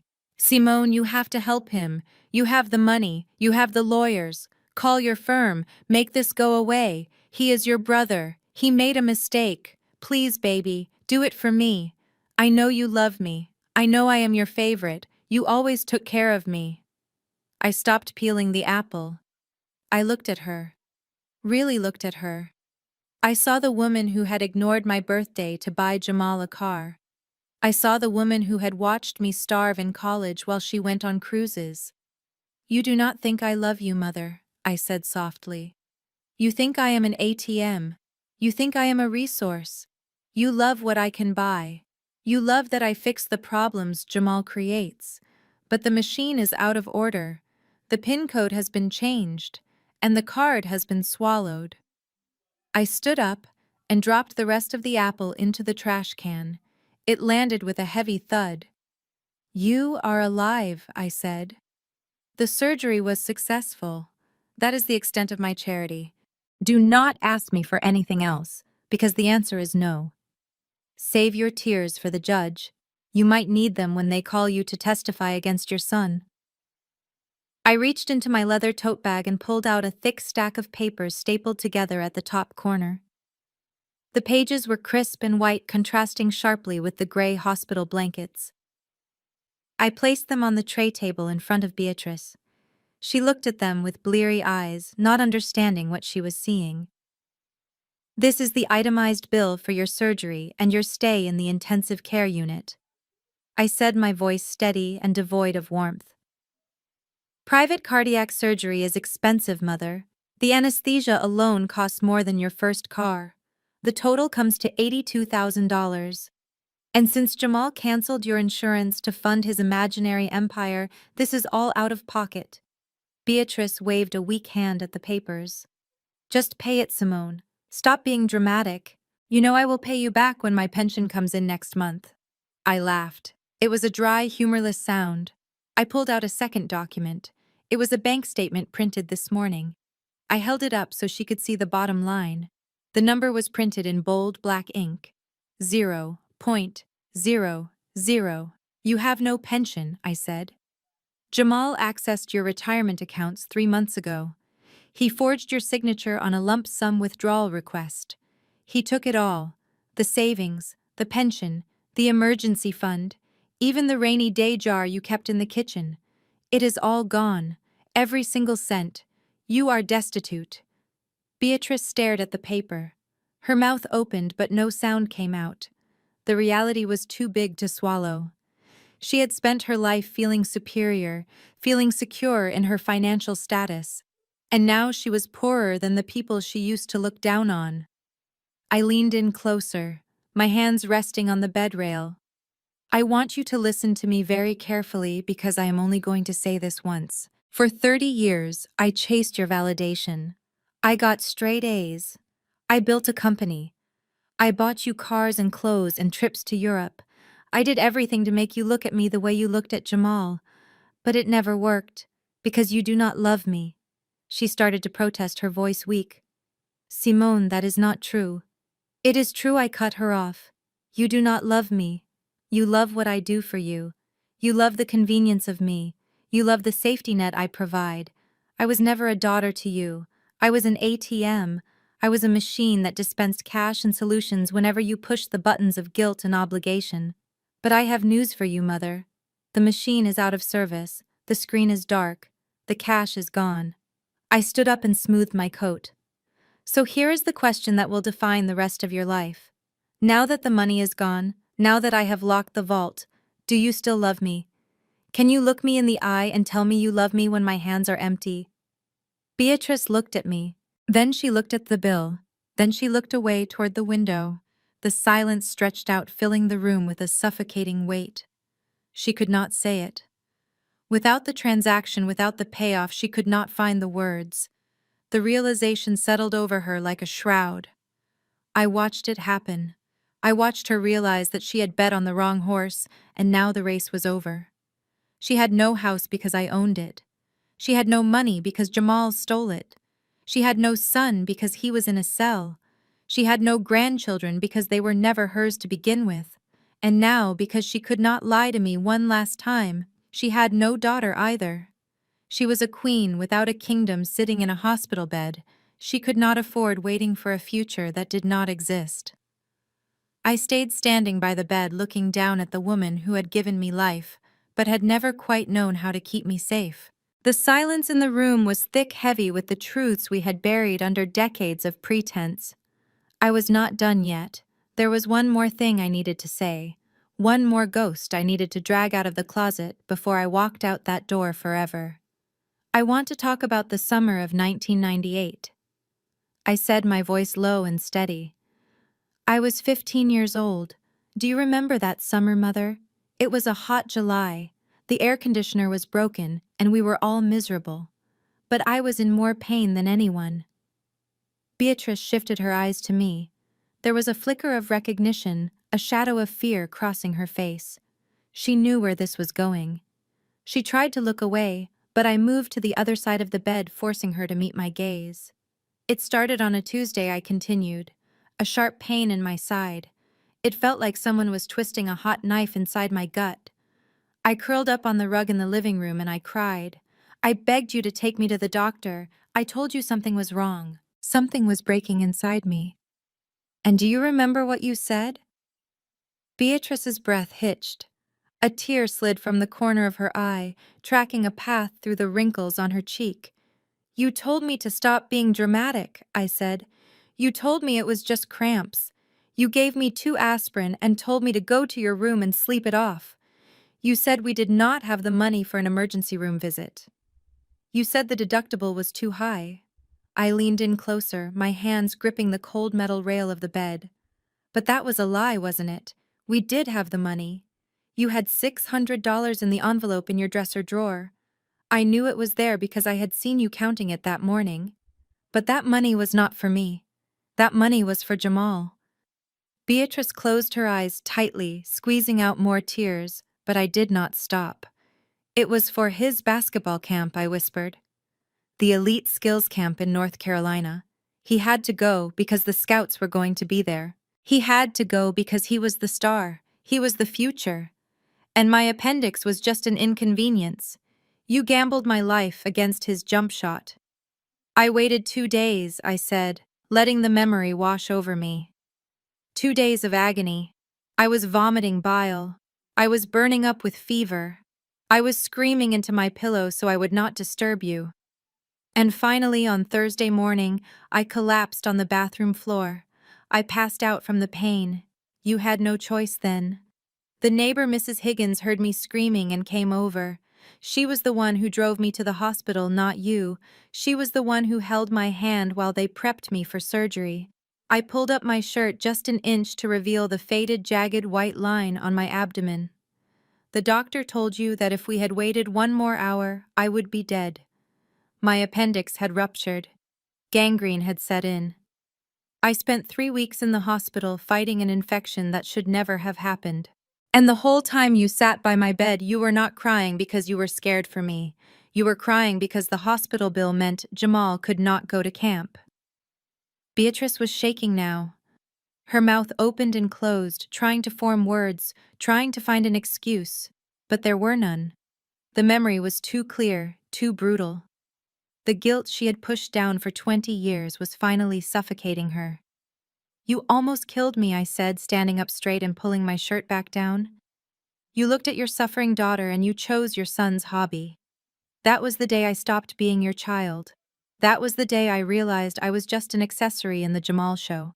So do not look at me with those sad eyes. Do not ask me for mercy. You used up all your mercy that summer. You saved the money for him. So let him save you now. I sat in the sterile hallway of the hospital, watching the clock on the wall tick away the minutes of my former life. The silence was broken by the sound of frantic footsteps. I did not need to look up to know who it was. The rhythm of those heels was familiar. It was the sound of entitlement running out of options. Courtney came around the corner. She looked nothing like the polished socialite who had sneered at my furniture just hours ago. Her hair was a mess, her mascara was smeared down her cheeks, and she smelled faintly of the holding cell she had just been released from. She was out on bail, but she was still a prisoner of her own greed. She spotted me and rushed over, breathless and frantic. "Simone?" She gasped, throwing herself into the empty chair beside me. "Thank God you are still here. It has been a nightmare. Absolute nightmare. They fingerprinted me. They took my mugshot. Me. Can you imagine?" She reached out to grab my hand, but I pulled it away calmly, placing it in my lap. She did not even notice the rejection. She was too busy launching into her pitch. "I did what you wanted," she said, her eyes wide and pleading. "I told them everything. I gave them the passwords. I gave them the bank records. I testified against him, Simone. I put Jamal away. I did that for you. I helped you take down the bad guy. So now we are even, right? We are allies." I looked at her. She actually believed that betraying her husband erased her own crimes. She thought she could trade a husband for a sister-in-law and keep the cash flowing. "I have nowhere to go," she whined, dropping her voice to a whisper. "The police seized the accounts. The twins are with a social worker until I can prove I have a stable residence. I need money, Simone. Just a bridge loan. Enough for a hotel and a lawyer. You owe me this. I saved you the trouble of testifying." I sighed. It was a long, weary sound. I reached into my tote bag. Courtney's eyes lit up. She thought I was reaching for my checkbook. She thought the ATM was back online. Instead, I pulled out a plain manila envelope. It was not sealed. I held it out to her. "What is this?" she asked, taking it with trembling hands. "Is it cash? Is it a voucher?" "It is the truth," I said simply. "Open it." She pulled out the document. It was a single page with a lot of numbers and a very clear graph at the bottom. She stared at it, and I watched the blood drain from her face, leaving her looking like a wax figure. "You see, Courtney," I said, my voice smooth and low. "I never trusted you, even before today. You were too eager to marry a man with no job. So a few months ago, I hired a private investigator. He managed to get a DNA sample from the twins during a playdate, and he compared it to Jamal's DNA from a hairbrush. Courtney dropped the paper. It fluttered to the floor, landing face up. The words 0% probability stared back at us. They are not his, I said. And you knew it. You pinned another man's children on my brother because you thought he was rich. You let my mother spend her pension on children that do not share a single drop of her blood. You are not a victim, Courtney. You are a predator. She started to stammer, backing away from me. It is not like that. We were on a break. I thought they were his. Stop lying, I cut her off.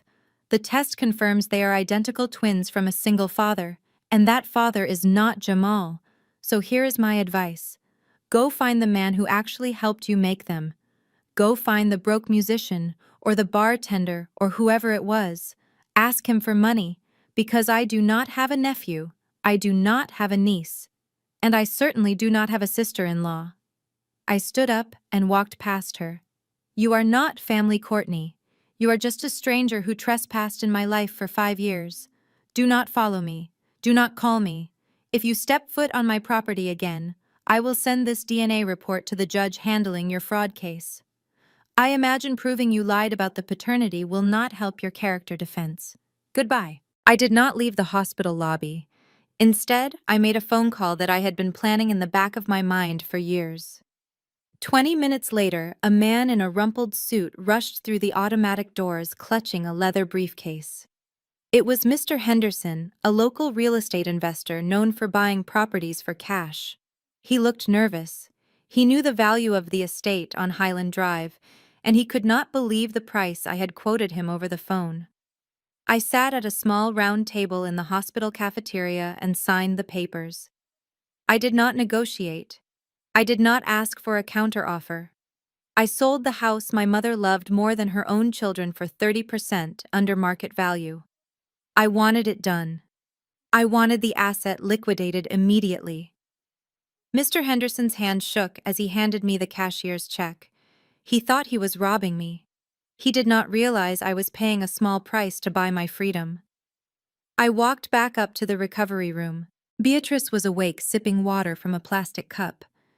She looked up, hoping to see Jamal, hoping to hear that I had hired a dream team of lawyers to free him. Instead, I placed a brochure on her chest. "What is this?" she asked, squinting at the glossy paper. "It is your new home," I said. "It is called Pine Creek Assisted Living." Beatrice frowned. Pine Creek? I have never heard of it. Is it near the country club? Is it the one with the heated pool and the chef? I shook my head. No, Mother. That is Silver Leaf. You cannot afford Silver Leaf. Pine Creek is in Decatur. It is a very respectable facility. They have bingo on Tuesdays and a van that takes residents to Walmart on Saturdays. You will have a roommate. Her name is Mrs. Gable, and I hear she loves soap operas. Beatrice dropped the brochure like it was on fire. A roommate. Walmart. Have you lost your mind? I am not going to a nursing home. I am going home to my house. You do not have a house, I said calmly. I just sold it. She gasped, clutching the sheets. You what? You cannot do that. That is my sanctuary. It was my asset, I corrected, and I sold it to pay for your life. I held up the receipt from the hospital billing department. I just paid your $82,000 surgery bill, and I took the rest of the money and paid for 12 months of care at Pine Creek. I leaned over the bed. This is it, Mother. This is the last check I will ever write for you. You have a roof over your head. You have 3 meals a day. You have medical supervision. That is more than you gave me when I was sick. That is more than you deserve. Beatrice started to weep, real tears this time. Tears of a woman realizing she was about to trade her silk sheets for polyester and her champagne for apple juice. You are abandoning me, she sobbed. You are throwing me away. I am not throwing you away, I said, standing up. I am setting you up. You have exactly 1 year, 12 months to figure out your next move. 12 months to reflect on how you treated the daughter who just saved you from being homeless. I picked up my purse. If I were you, I would start making friends with Mrs. Gable. Because when that year is up, the account is closed. You are on your own, Beatrice. I walked to the door. She called my name one last time, her voice small and broken. Simone, please. I did not turn around. I kept walking down the hallway past the nurse's station and out into the cool night air. I had no house. I had no family. And for the first time in my life, I felt completely full. I sat on the cold metal stool and waited for the guards to bring him in. The visitation room smelled of bleach and despair, a stark contrast to the lavender-scented hallways of our mother's former home. When Jamal appeared on the other side of the thick plexiglass, he did not look like a man who had learned his lesson. He looked like a cornered rat who still thought he had claws. He snatched the receiver off the wall and glared at me, his eyes burning with the same entitled rage that had fueled him for years. "You think you have won," he hissed into the phone. "You think this is over. As soon as I get a lawyer, I am going to sue you for everything. I will claim coercion. I will claim you set me up. I will take your company, Simone. I will leave you with nothing, just like you did to me." I did not interrupt him. I let him vent. I let him pour out his empty threats until he ran out of breath. Then I calmly lifted a single piece of paper from my bag and pressed it against the glass. Jamal stopped. His eyes scanned the document. It was a forensic accounting report from his last employer. The job he swore he left because of creative differences. "I know why you really left Global Tech," I said, my voice steady. "You did not quit. You were fired for embezzling $50,000 from the petty cash fund. They did not press charges because they wanted to avoid a scandal. But they kept the receipts, and now I have them." Jamal's face went pale. The arrogance evaporated, leaving behind only naked fear. "This is your insurance policy, Jamal," I said. "If you ever try to contact me, if you ever send a letter, if you ever mention my name to a lawyer or a reporter, this file goes directly to the district attorney. That is another 10 years added to your sentence. Do we understand each other?" He slumped against the wall, the receiver sliding from his hand. He nodded slowly, defeated at last. I hung up the phone and walked out of the jail without looking back. The heavy steel door clicked shut behind me, and for the first time in my life, I was truly free. The room at Pine Creek was painted a color that could only be described as depression beige. It was narrow and cramped, with a thin curtain separating Beatrice from Mrs. Gable, who was currently snoring loud enough to rattle the plastic water pitcher on the nightstand. Beatrice sat on the edge of the twin mattress. The sheets were scratchy polyester blends that snagged against her pantyhose. There was no silk here, there was no crystal, there was only the hum of the vending machine down the hall, and the realization that this was her life now. Desperate for a connection to her old world, she reached for her cell phone. She dialed Gladys Johnson, the head of the church prayer circle. She was ready to launch into her performance. She was ready to cry about her ungrateful daughter and the tragedy that had befallen her noble family. She needed the sympathy. She needed to be told she was a saint. Gladys answered on the third ring. Her voice was not warm. It was as cold as the hospital floor. "Beatrice, honey," Gladys said, cutting off Beatrice's opening sob. "We cannot help you. We saw the police report." Beatrice froze. "What police report? The one about Jamal stealing your identity?" Gladys continued. "And the one about the fake grandchildren. But mostly, Beatrice, we heard about what you did to Simone. How you left that poor girl to rot in a hospital waiting room while you sent your son to camp. How you threw her out of her own house on Christmas Eve." Beatrice gasped. "Who told you that?" "It does not matter who told us," Gladys said, though Beatrice knew immediately. Simone had been thorough. She had burned the bridge and salted the earth. "We are Christians, Beatrice, but we do not abide by wickedness. Do not call this number again. The prayer circle is for honest women." The line went dead. Beatrice stared at the phone. She dialed another number. Voicemail. She dialed a third. Blocked. One by one, the doors of her social standing slammed shut. She was not the victim anymore. She was the villain in her own story, and for the first time in 65 years, she had absolutely no one left to blame. She looked at the peeling paint on the wall curled up on the hard bed and stared into the empty future she had built with her own hands. The wind on the tarmac was cold, but it felt different now. It did not feel like the bitter wind of eviction or the freezing chill of an unheated apartment. It felt like freedom. I walked across the private airfield at DeKalb Peachtree Airport, my heels clicking rhythmically on the concrete. I did not head toward the commercial terminal where the masses lined up to take off their shoes and empty their pockets. I walked straight toward the private hangar at the end of the row.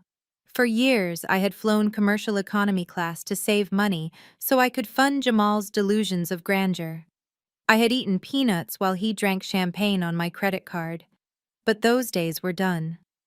I walked up to the pilot who was waiting by the stairs of a sleek black Gulfstream G650. The tail number ended in SIM. It was not a rental. It was not a charter. It was mine.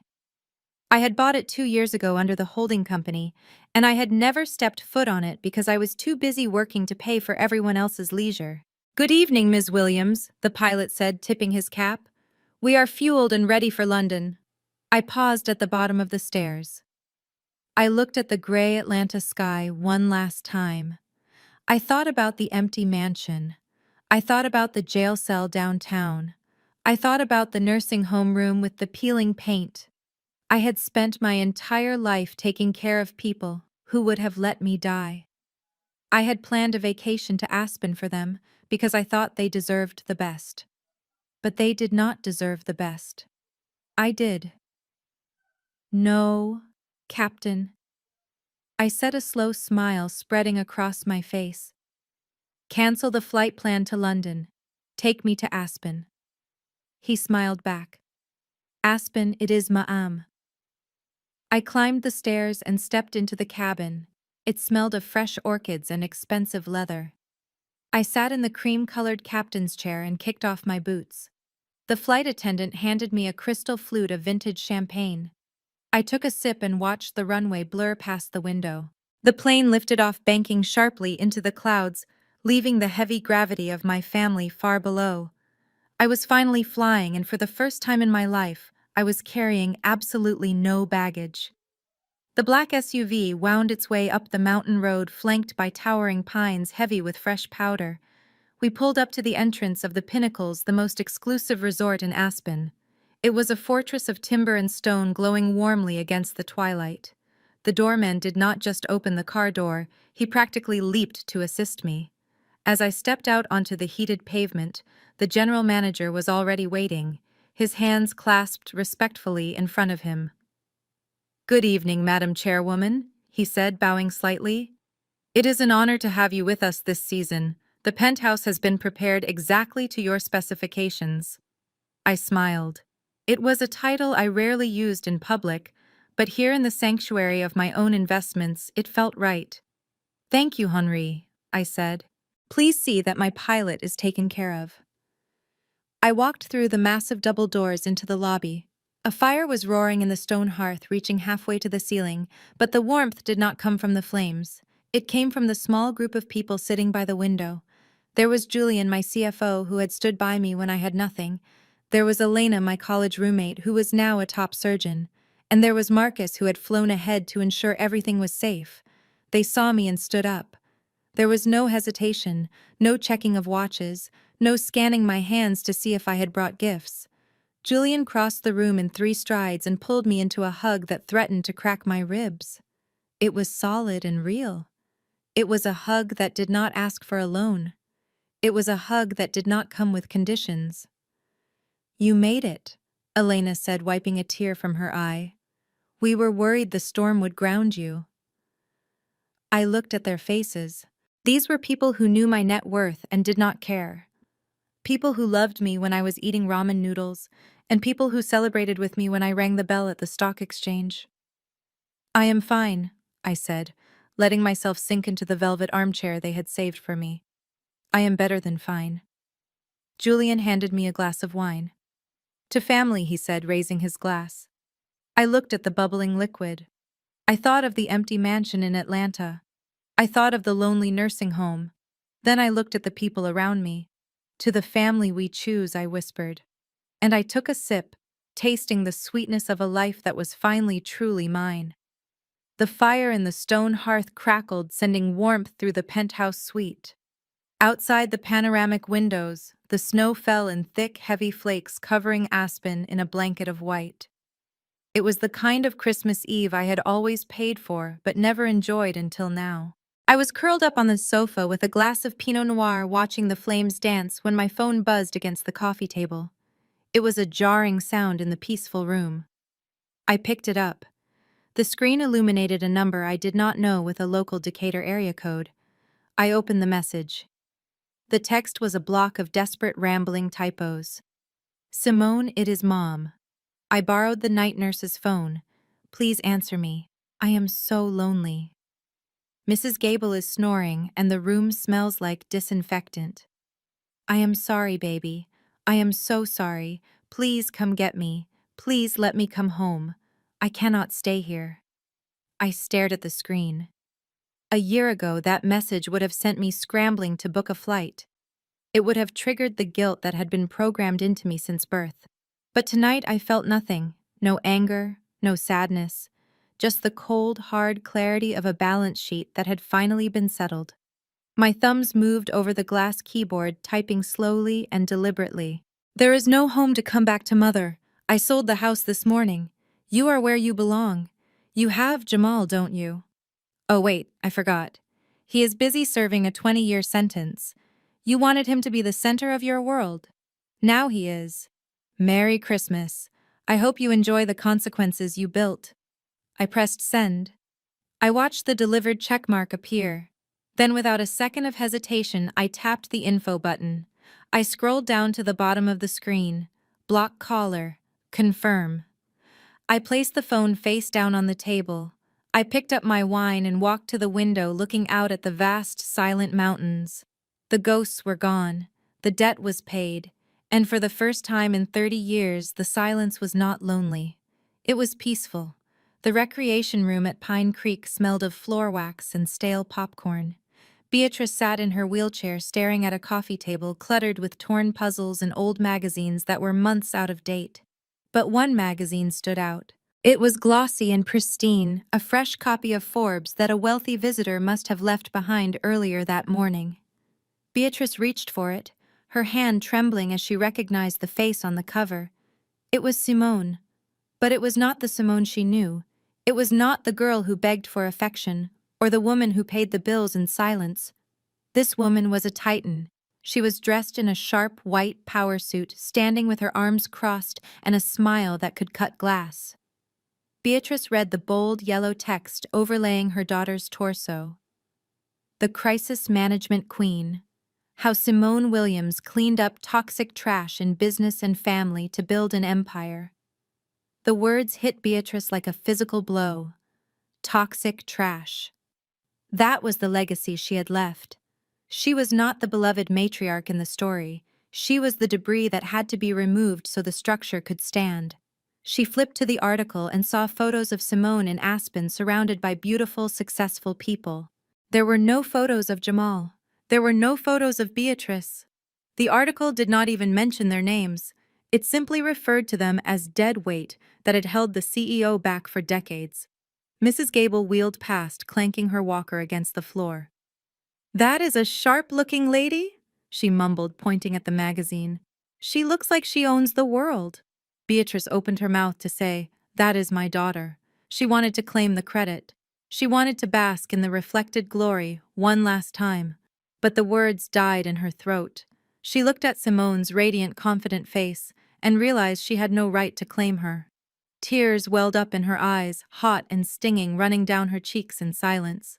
She closed the magazine and placed it face down on the table, hiding the brilliance she had tried so hard to dim. She was just a spectator now, watching from the cheap seats as her daughter flew. The air at 11,000 feet does not just fill your lungs, it cleanses them. I stood at the edge of the observation deck, looking out over the jagged spine of the Rockies. The sun was blinding, reflecting off the pristine snow in a million diamonds of light. It was cold enough to freeze breath in the throat, but I did not feel the chill. I felt only a burning, exhilarating warmth that started in my chest and radiated out to my fingertips. From up here, everything looks small. The problems that used to consume my existence, the debts, the guilt, the screaming matches in the foyer, they are all just microscopic specks in the valley below. The silence here is absolute. It is not the tense silence of a dinner table where secrets are being kept. It is not the terrified silence of a hospital waiting room. It is the holy silence of a blank slate, a silence that belongs only to me. I looked down at my hands encased in black leather gloves. For 30 years, these hands had carried burdens that were not mine. They had signed checks for mistakes I did not make. They had wiped tears from faces that never looked at me with love, only with expectation. I had spent my life trying to buy a seat at a table where I was being served up as the main course. I had believed the great lie that keeps so many of us trapped in cages made of guilt. They tell you that family is the anchor that holds you in the storm. They tell you that you cannot sever the branch you grew from, no matter how rotten it becomes. They use the word blood like a weapon, a chain to bind you to people who drain you dry. They say blood is thicker than water. They say blood is the ultimate bond. But standing here under the vast, indifferent blue sky, I finally understand the truth. Sometimes blood is just the evidence of an injury. Sometimes blood is just the sticky mess left behind when you finally pull the knife out of your back. I spent my life bleeding for people who would not even offer me a bandage. I drained my bank accounts, my energy, and my self-worth to keep their circulation going. But the bleeding has stopped. I have washed the wound. I have scrubbed away the entitlement and the manipulation. The scar will always be there, a jagged line on my history, but it does not hurt anymore. It is just a reminder of what I survived. I look out at the horizon where the mountains meet the sky, and I see a future that is entirely my own. I am no longer the daughter who was left behind to die in a bedroom while her brother went to camp. I am no longer the invisible checkbook. I am no longer the backup plan, or the fixer, or the savage sister-in-law. I am a woman who learned that love is not a transaction, and loyalty is not a suicide pact. The wind whips my hair across my face, wild and untamed. I take a deep breath, tasting the pine and the ice. I am Simone, and for the first time in my life, I am free. This story is a brutal reminder that shared DNA is not a license for abuse. Simone spent decades buying a seat at a table where she was actually on the menu, confusing financial dependency with love. The ultimate lesson is that family is defined by behavior, not biology. You cannot save people who are committed to their own destruction, and you certainly shouldn't finance their disrespect. True freedom begins the moment you realize that blood might be thicker than water, but sometimes blood is just the sticky mess left behind when you finally pull the knife out of your back. If you have ever had to cut off a toxic relative to save your own sanity, hit that subscribe button and share your story in the comments, because you are not alone and you are finally free.